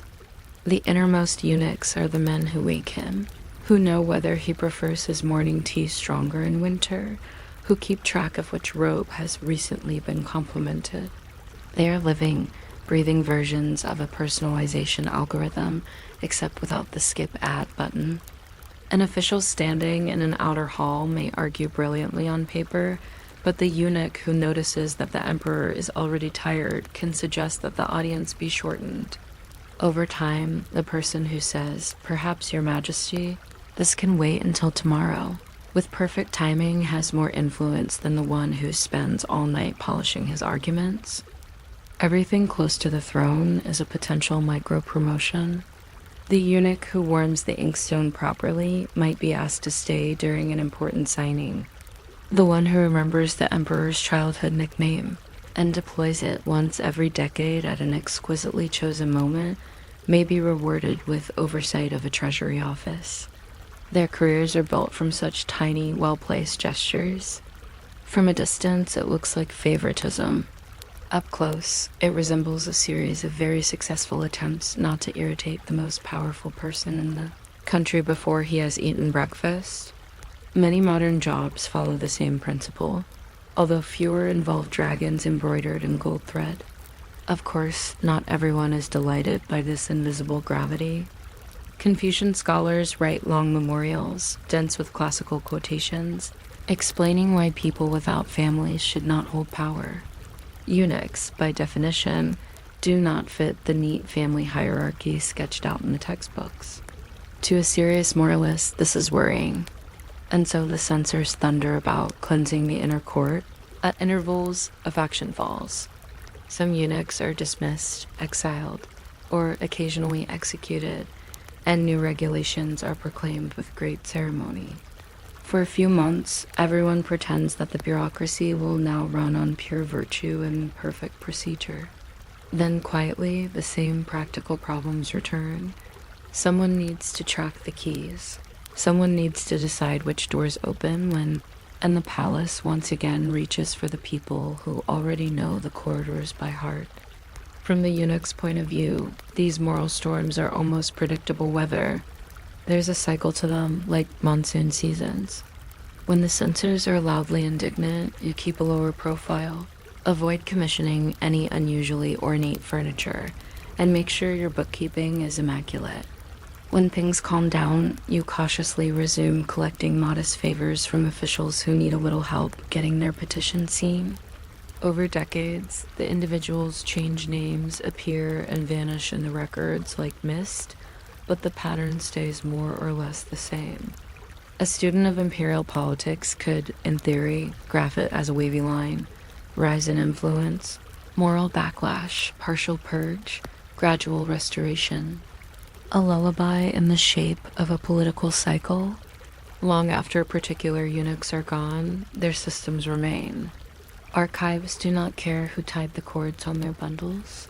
Timetables for tribute fleets continue to be used because they work, not because anyone remembers which quiet official first drew them up. When grain shipments arrive on time during a famine year, a provincial governor receives praise. But buried somewhere in the palace is a schedule that a long-forgotten eunuch adjusted to avoid bottlenecks on a certain river. It is the sort of success that leaves no statue, only the absence of disaster. The empire, like a well-run household, remembers by not falling apart. You can still trace their work in the layout of the palace. Paths that seem to go the long way around actually avoid view lines from certain windows because someone once needed to move sensitive documents without being observed. Storerooms are arranged so that items most likely to be stolen fine fabrics. Rare spices require passing in front of a clerk's desk. That arrangement did not arise spontaneously. It is the architectural equivalent of putting the cookie jar on the highest shelf, except the cookies are bolts of brocade and crates of incense, and the shelf is a red lacquered warehouse under 3 layers of Imperial regulations. The eunuchs designed these small frictions the way a careful host arranges furniture so that guests will not bump into each other. In your own world, you might think of system administrators, the people who grant or revoke passwords. Very few users know their names, but everyone is briefly aware of them when the Wi-Fi stops working. Eunuchs occupied a similar conceptual niche. On normal days, their presence was a soft hum in the background. Doors opened, meals arrived, documents circulated. On abnormal days, when a schedule failed or a key went missing, suddenly everyone remembered how central they were. One of the ironies of their profession is that they were most visible precisely when their invisible work had momentarily failed. Even in retirement, or what passed for retirement, they tended to keep records. Some accumulated wealth, carefully invested in land from which they would never personally harvest grain. Others founded temples or charitable institutions. A few commissioned memoirs that delicately did not mention any of the truly interesting secrets. They preferred to describe the correct way to fold imperial garments, or the precise manner in which lamps should be lit during certain ceremonies. To a casual reader, these details seem numbingly dull. To someone who once lived inside the palace clockwork, they are souvenirs of an entire way of holding the world together. When you look at the centuries as a whole, what remains is a peculiar legacy. An empire ruled on paper by dynasties and grand ministers, but held in day-to-day balance by people, officially defined by what they no longer possessed. Their power was as much about absence as about presence. No families, no private lands, no swords, no independent armies. Just corridors, keys, schedules, and the ability to decide whether a piece of paper would be read at sunrise, or after lunch, or never. It is not a heroic story. It is more like the story of a very conscientious night shift, endlessly making sure that the lights are turned off in the right rooms at the right times. If you listen closely, you can almost hear it now. The soft scrape of a wooden water clock, dripping time in evenly spaced drops. The muffled footfalls along a gallery where the lamps have already been dimmed. Somewhere in that long palace, a eunuch is checking tomorrow's schedule, moving one small wooden tag from one hook to another. It is not a dramatic gesture. It will simply mean that a certain official will be received half an hour earlier than planned, and that a certain report about a distant flood will be mentioned a little sooner. You could fall asleep between one drop of water and the next, and by the time you woke up, the Empire would have adjusted itself imperceptibly around that tiny movement. The brazier glows low. The silk curtains barely stir. The doors are closed, the keys are hung, and the quiet machinery of the inner court continues, almost too gentle to notice, steadily ticking through the night. You might not expect a civilization to spend this much paper on other people's umbrellas, but the 19th century did, and it did so with great sincerity. Victorian railway companies, humming with steam and punctual anxiety, quietly built a second, softer empire alongside the tracks, an empire of lost and found offices, where absent-minded hats and mislaid gloves were processed with almost the same seriousness as freight. Tonight we are not boarding any train. We are just going to sit very slowly in one of those offices while clerks catalog forgotten things in a room that smells of dust, wet wool, and patient ink. If by some miracle you are still awake by the time we reach the regulations on mismatched gloves, you can decide whether to subscribe or not. But really, it is perfectly acceptable to fall asleep somewhere around the second umbrella list and never make that choice at all. The Ledgers won't mind. They have waited for over a century. They can wait a few hours longer. Imagine the room first. Not the grand station with its iron ribs and smoky roof, but a smaller chamber tucked behind a corridor that people rarely notice. There is a frosted glass window that says "Lost Property" in letters that were once ambitious and gold, now fading to a calm matte dullness. Inside, the air is slow. A coal fire is trying its best in the corner, but even the flames seem to understand that this is not a place for drama. Shelves creep up the walls, every inch colonized by parcels of other people's lives, wrapped in brown paper and tied with string that was ordered in bulk. Somewhere a clock ticks in the stubborn way that clocks do in government buildings, as if carefully measuring out the exact amount of boredom required for proper administrative order. On the central table sits the true heart of the operation, a ledger so large it could be mistaken for furniture. Thick boards, leather corners, pages the color of old cream. Every entry is a soft little confession that someone, somewhere, was more interested in catching a train than in remembering their belongings. The clerks turn the pages with two hands, the way you might lift a sleeping cat that you do not want to wake. They write in a script that curls politely around each letter. One umbrella black handle curved slightly worn at end. Found in third-class compartment. 10:42 a.m. arrival from Brighton. The description continues for a few more phrases, because it must be complete and because the clerk has another 10 minutes before the next train arrives with a new wave of forgetfulness. The rules of this room begin with simple questions. What is it? Where was it found? And when did the object's independent life begin? The railway managers, who are very serious men with watch chains and an almost personal relationship with timetables, have decreed that nothing may enter the system without those three facts. So each item is gently interrogated by the clerk. The clerk does not talk to it, of course, at least not officially, although after 6 hours of sorting damp umbrellas, a few murmured comments are historically plausible. Instead, he looks for clues. The station name on a luggage label, the tailor's mark inside a coat, a visiting card languishing in the pocket of a bag. If the object offers up a name, it is a small celebration quietly, because we're still in Britain, but the entry in the ledger grows a little more hopeful. A hat with an owner is a temporary embarrassment. A hat without one becomes a philosophical problem. Classification follows. Objects must be placed in categories, and the categories must be sensible enough that another clerk, 6 weeks from now and slightly more tired, can find the same thing again. Umbrellas get their own section, of course.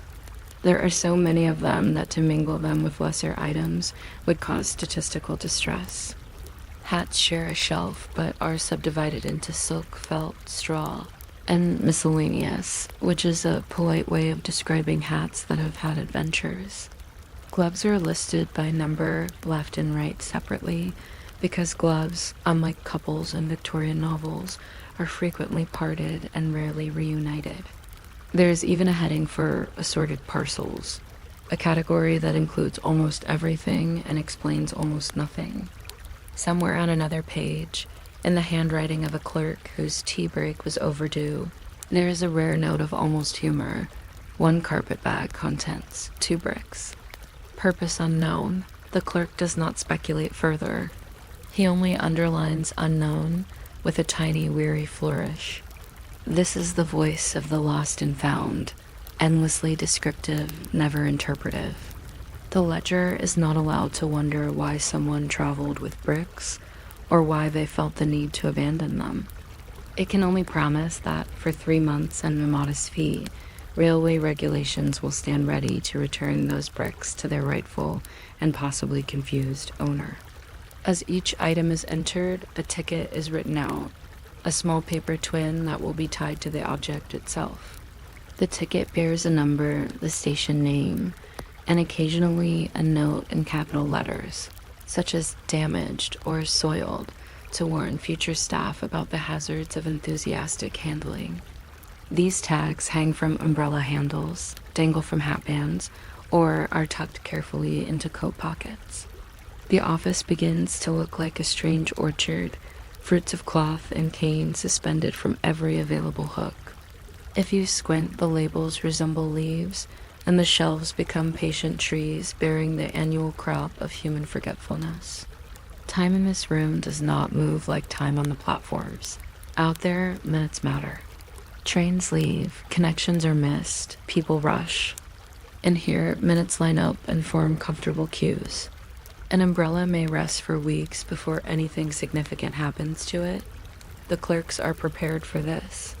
Legally, after a certain period, often 3 months, sometimes longer, the railway can dispose of unclaimed items.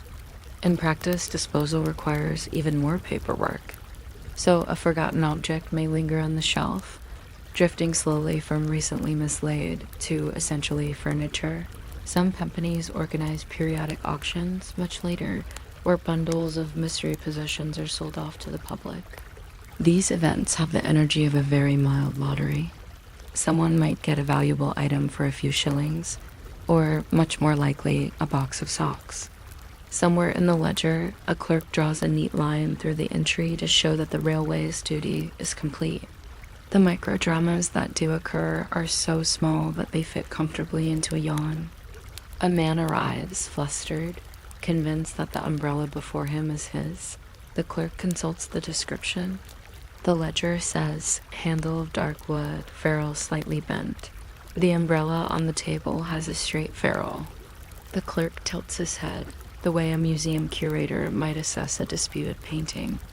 With infinite politeness, he concludes that the umbrella is someone else's, and the man leaves slightly deflated, perhaps for the first time noticing that umbrellas are interchangeable in the way human self-importance is not.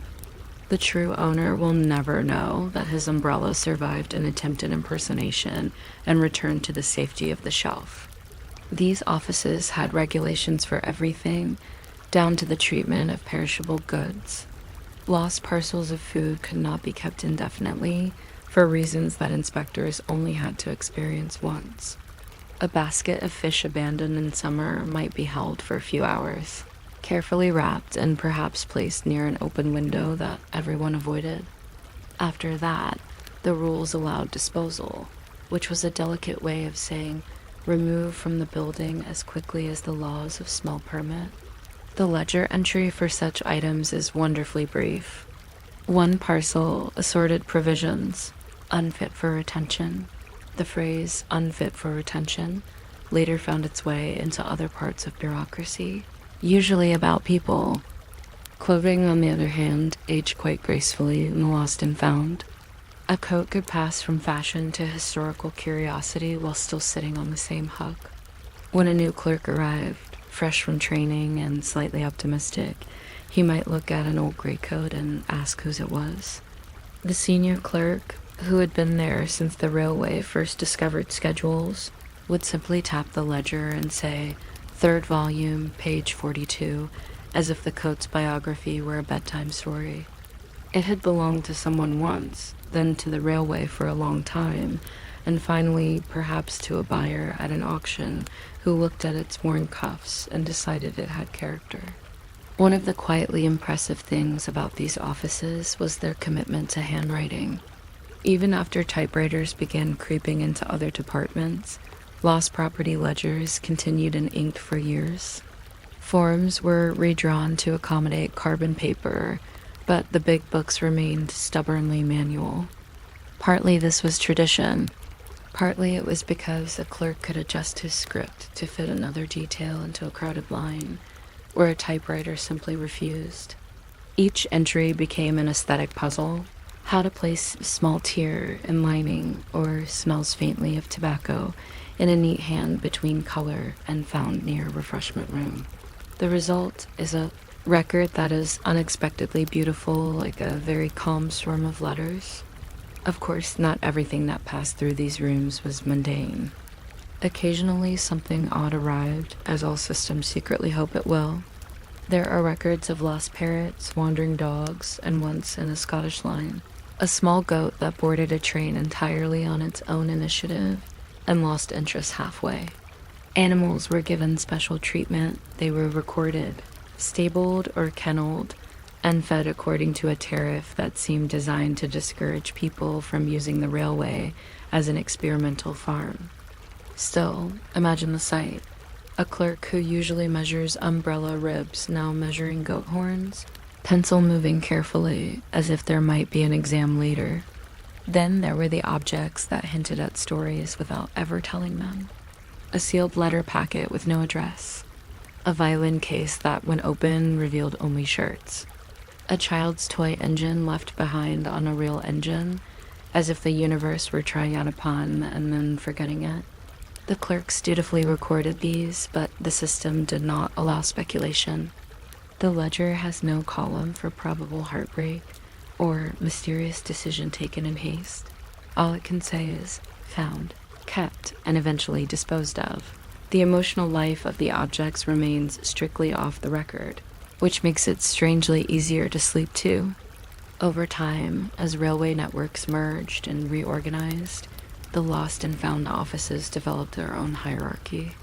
Main stations kept central depots. Smaller stations sent their accumulated debris there at intervals, along with tallies of postage and storage costs. Somewhere, there was a clerk whose job was not to handle objects at all, but to handle letters about objects, a kind of meta-lost property. He responded to inquiries such as, "Have you in your possession a black umbrella, much valued, left by me in the year before last?" with courteous explanations of procedures. This is one of the few historical examples where in fact page would genuinely have made life more exciting. As we drift further into this bureaucracy, it becomes easier to forget that the system was designed for people, not for things. Yet every rule bends quietly toward customer service, as imagined by the 19th century.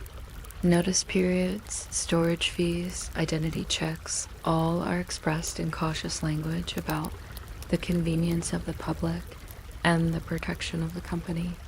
That last phrase is the important one. Lost and found offices also protected the railway from accusations of theft. By creating a visible, accountable process, they turned a potentially messy moral issue into neat lines of ink. An object handed in became property in trust, which sounds soothingly like something kept by a respectable hand.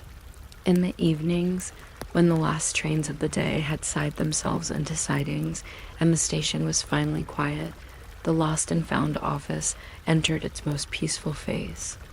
Clerks finished the day's entries, blotted the ink, and sometimes did a small tour of the shelves to make sure nothing had fallen or shifted. It is easy to picture one of them straightening a hat or adjusting a stack of parcels with the same care others might use for family photos. Not because the objects mattered to him personally, but because order itself was the thing he served. On nights with heavy rain, when stragglers hurried through the station wrapped in their coats, the office felt even more like a lighthouse for belongings. Inside, the forgotten items were dry, quiet, and accounted for, which is more than many people can say. As the 20th century advanced, some of these offices changed their habits in small, almost shy ways. Telephones appeared, allowing frantic callers to ask about items before making the trip. Forms got shorter or longer, depending on the fashion and bureaucracy. Eventually, some railway companies experimented with printed tickets and even card files, as if worried that the ledgers might finally decide to retire. But the essential rhythm stayed the same: find, record, store, and wait. Even as trains grew faster and passengers more distracted, the office just inhaled the extra forgetfulness and stacked it neatly on a new shelf. In the end, many of these lost and found empires were consolidated or reduced. Modern computers, with their databases and barcodes, promise to track objects with relentless efficiency, and they largely do. It is easier now to click through a form than it was to write 6 careful lines about a woolen muffler. Yet something about the old system lingers. In archive rooms, historians sometimes open a box and find one of those vast ledgers resting like a beached whale of paperwork. Turning its pages, they read entries for items that surely disintegrated decades ago. One child's boot, very small. Pair of spectacles, wire-rimmed, somewhat bent. Case containing chessmen. Board missing. Each line is a tiny photograph in text, capturing a moment when a clerk noticed, described, and promised to remember on behalf of an absent owner. Reading those lines late at night, it is easy to feel that the lost and found office was not really about returning property at all, although it did that when it could. It was about acknowledging, very quietly, that life is full of things we mean to keep and somehow don't. The railway, with its fumes and timetables, paused for a moment to say, "Yes, we saw your umbrella. Yes, we wrote it down." It existed. For 3 months or 6 or however long the regulations allowed, every umbrella and glove and mysterious brick had a guaranteed place on Earth, a shelf and a number and a ink. And so, as you listen, you might imagine yourself walking slowly through one of those rooms. Your footsteps are muffled by worn linoleum. The air smells faintly of coal dust and old paper. On either side, shelves rise with their paper parcels and tacked umbrellas, waiting in a patience that does not require resolution. You could stop and examine each label, tracing the tiny stories in your head. Or you could simply let them blur into a soft pattern of repeated words. Black, small, worn, found, found, found. Somewhere a clerk turns a page and writes another entry, continuing the endless, gentle act of noticing. The trains continue to come and go far away, but here, in the quiet center of forgetfulness, nothing is urgent.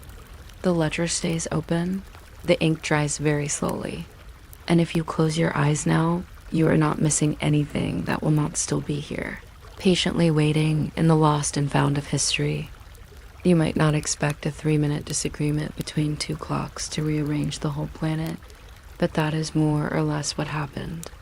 Not loudly, not all at once, and certainly not with any explosions. Just a lot of people and a lot of towns quietly arguing about what now meant, while squirrels went on with their day completely unbothered. Tonight we're going to wander very slowly through the history of how railways and telegraph wires persuaded cities to share the same time, and how that required an astonishing number of meetings, diagrams, and sighs. If you're still awake by the point we reach the Committee on Minute-Length Adjustments, you can subscribe or follow or whatever you like, but really, don't push yourself. History will still be here tomorrow. For most of human time, time was local. Noon was simply when the sun felt like being at its highest for your particular village. The church bell, the town crier, and that one neighbor who was always early all agreed on this system without really asking anyone. If you walk to the next village, noon happened a few minutes later or earlier, but since walking took hours and most errands involved sheep, this did not trouble anyone. A traveler might notice that the shadows looked a little different, shrug, and decide that the cheese market would open when it opened. No one worried about catching the 305 ox cart. Then people started putting clocks in towers. The clockmakers were proud of their gears and their careful pendulums, and they sometimes painted the hands a nice deep blue so you could see them against the stone. The town council would declare that this, officially, was the clock. People set their pocket watches by it, or at least claimed to. If the clock was wrong, the sky did not care. The sun continued to pass overhead in its boring, dependable way, making its usual slow journey from too early to really should be in bed. It was a neat, self-contained loop of local timekeeping, almost like each town had subscribed to its own tiny, independent time zone podcast. The trouble began very politely when railways appeared. Trains could move faster than a walking cow, which meant you could now depart from one town, cross several miles, and arrive before your pocket watch thought you should be there. If you left Bristol when its clock said 11 and arrived in London when its clock said noon, the sun would say that only about 45 minutes of actual solar movement had happened between those two events. The railway clerks, whose job it was to write timetables that did not accidentally involve time travel, began to feel a persistent, low-grade headache. Railway companies responded in their usual way by printing more tables. Early timetables are wonderful sleepy objects. They are filled with rows and columns of station names, each accompanied by times that look comforting until you remember that every one of those times is local. A train that left Town A at 10 o'clock might reach Town B at 10:22 by Town B's clock, which was actually 10:18 by Town A's. The timetable might include a polite note explaining this, as if passengers merely needed to concentrate a bit harder. It was like running a group chat where every participant insisted on speaking in their own personal time zone, offset by an arbitrary number of minutes from everyone else. Passengers naturally missed trains. They also invented new categories of lateness. You could now be early according to your own town, late according to the destination, and precisely on time according to the conductor, who is following yet another schedule provided by head office. Station masters improvised. Some kept 2 clocks on the wall, one labeled with the town's name, the other with the railway company's. Some just let the railway clock quietly replace the local one, hoping nobody would notice that noon had slipped by a few minutes. People did notice, but the bread still baked, and eventually they shrugged and trusted the big clock near the platform. People are good at adjusting to small, constant annoyances. Meanwhile, telegraph wires were being strung along the tracks, thin dark lines against the sky. They carried messages so quickly that the entire idea of locally defined time began to look tired. When you could send a pulse from one city to another in seconds, it was awkward if the two cities disagreed about what hour those seconds happened in. Telegraph companies, obsessively fond of precise logging, wanted a standardized message sent and message received timestamp. It was difficult to bill customers for 5 minutes when the sender's 5 minutes and the receiver's 5 minutes refused to match. So railway and telegraph officials held conferences. Conferences on time are famously not exciting events. People sit around tables covered in green fabric. There are carafes of water, stacks of paper, and a single window with curtains that never seem quite fully open. Someone produces a chart showing longitude differences between stations. Someone else proposes that every station on their line simply adopt the time at the main terminus. In Britain, many lines quietly drift toward London time, like iron filings lining up with a magnet. Over in North America, cities experiment with railway time zones, which are basically broad suggestions attached to latitudes. The average passenger remains mostly confused, but gradually learns that the big clock at the station is always right, even if the sun disagrees. By the 1870s, enough railways and telegraph networks had linked enough cities that the patchwork of local times looked like a badly knitted sweater.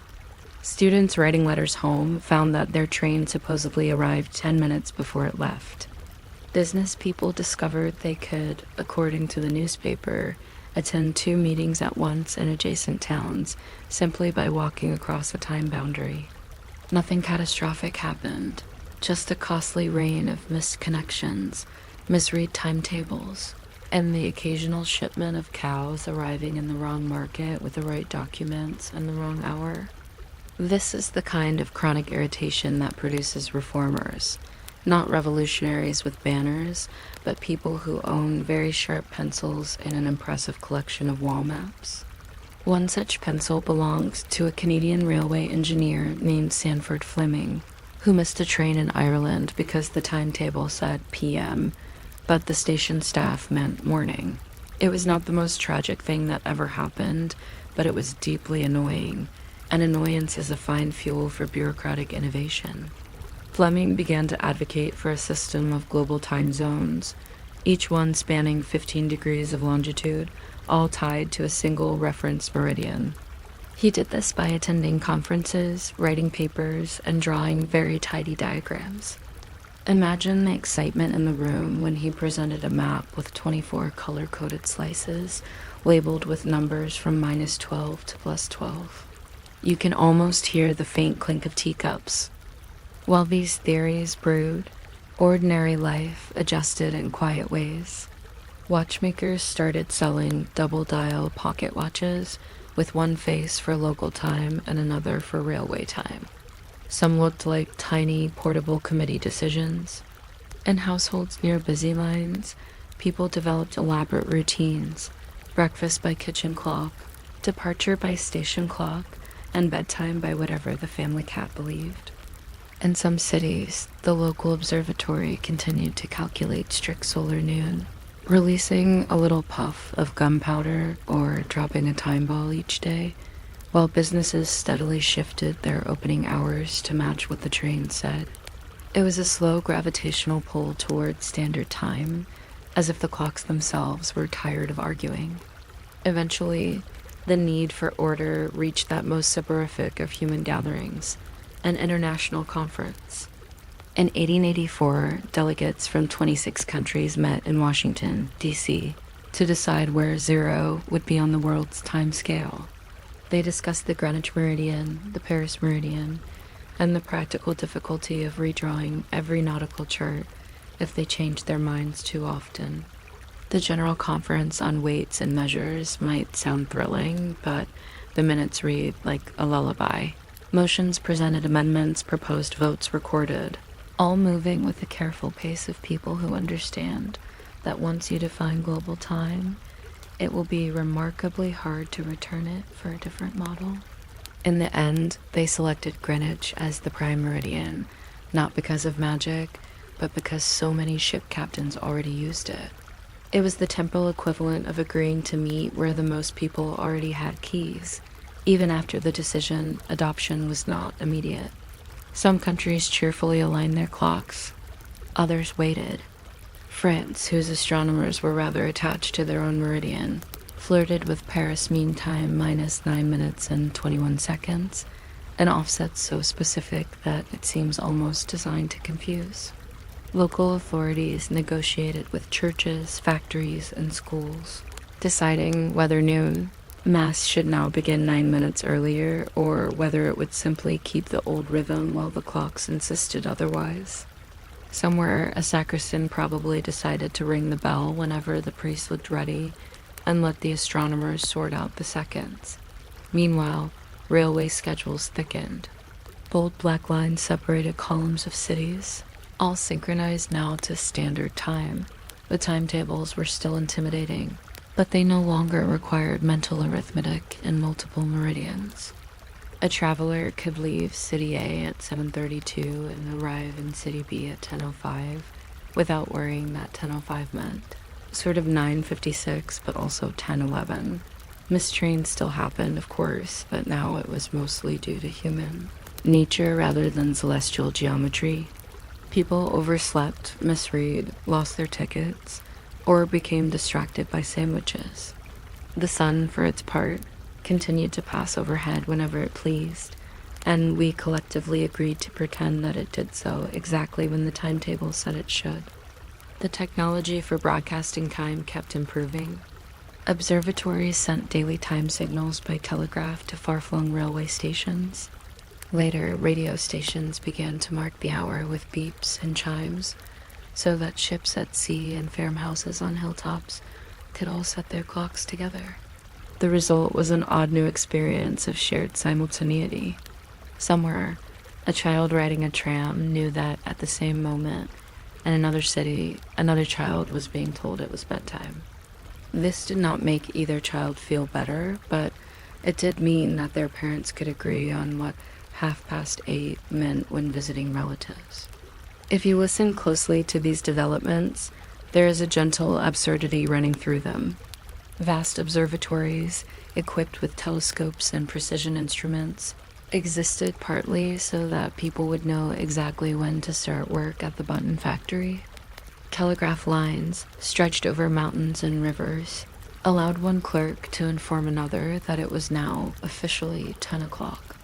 Enormous bureaucratic effort went into deciding whether certain regions should be offset by 30 minutes instead of an hour, a debate that continues in some countries to this day, long after most people stopped caring why their phones automatically adjust twice a year. The machinery of time standardization, once vital, has become part of the wallpaper. In daily life, the change slipped in so smoothly that people gradually forgot there had been an argument at all. A shopkeeper in 1900 might still remember when noon had been a little different, when his father set the clock by watching where the shadow fell on the doorframe. His grandchildren grew up in a world where noon arrived by wire, then by radio, then eventually from a network of atomic clocks humming away in distant laboratories. The old practice of stepping outside to consult the sun might have seemed quaint, like drinking water from a shared dipper. Why squint at the sky when the station clock, the factory whistle, and the church bells all agreed within a second or two? Yet, even with all this effort, the seams show if you look for them. Some countries slip their time zones a little to have more evening light. Others decide to save daylight, then unsave it again, then reconsider. On some borders, a single village is still bisected by a line where clocks jump an hour from one side of the street to the other. There are places where the sun is high when the clock says 10, and places where it sets reluctantly at the clock's insistence that it is nearly midnight. The grand system of standard time, built to make trains run smoothly, now bends itself around human preference like a timetable written on soft paper. If all of this feels like an elaborate way of saying that people spent a century and a half negotiating with the sky about when lunchtime should be, that is not entirely wrong. But there is something quietly comforting in that too. The story is almost all meetings and measurements, not battles. It is engineers trying to be helpful, clerks copying numbers in neat columns, astronomers comparing notes, and passengers learning to trust the big clock over the door. No one heroically saves the day. Instead, lots of ordinary people gradually nudge their watches a few minutes forward, then a few more, until all the hands point in roughly the same direction. So as you listen to the ticking of whatever clock is nearest to you now, you are hearing the descendant of countless station clocks, tower bells, time balls, telegraph clicks, and conference decisions. All those tiny acts of agreement add up to the moment you are in. Somewhere, an old timetable still rests in an archive, its columns filled with carefully printed times that no longer match any real train, but once did down to the minute. The ink has faded, the paper has yellowed, but the idea remains. That a whole planet can, for practical purposes, agree that this right now is what we mean by now, even if the sun is currently disagreeing with half of it. And if that feels like too much to think about while you're trying to fall asleep, you can just let it slide past. Let the trains keep running on their invisible schedules. Let the observatories keep watching the stars. Let the atomic clocks hum quietly in their cabinets. Your own time in this room is just the soft interval between one breath and the next. The rest of the world's minutes can look after themselves for a while, ticking away in long rows like a timetable you don't need to catch.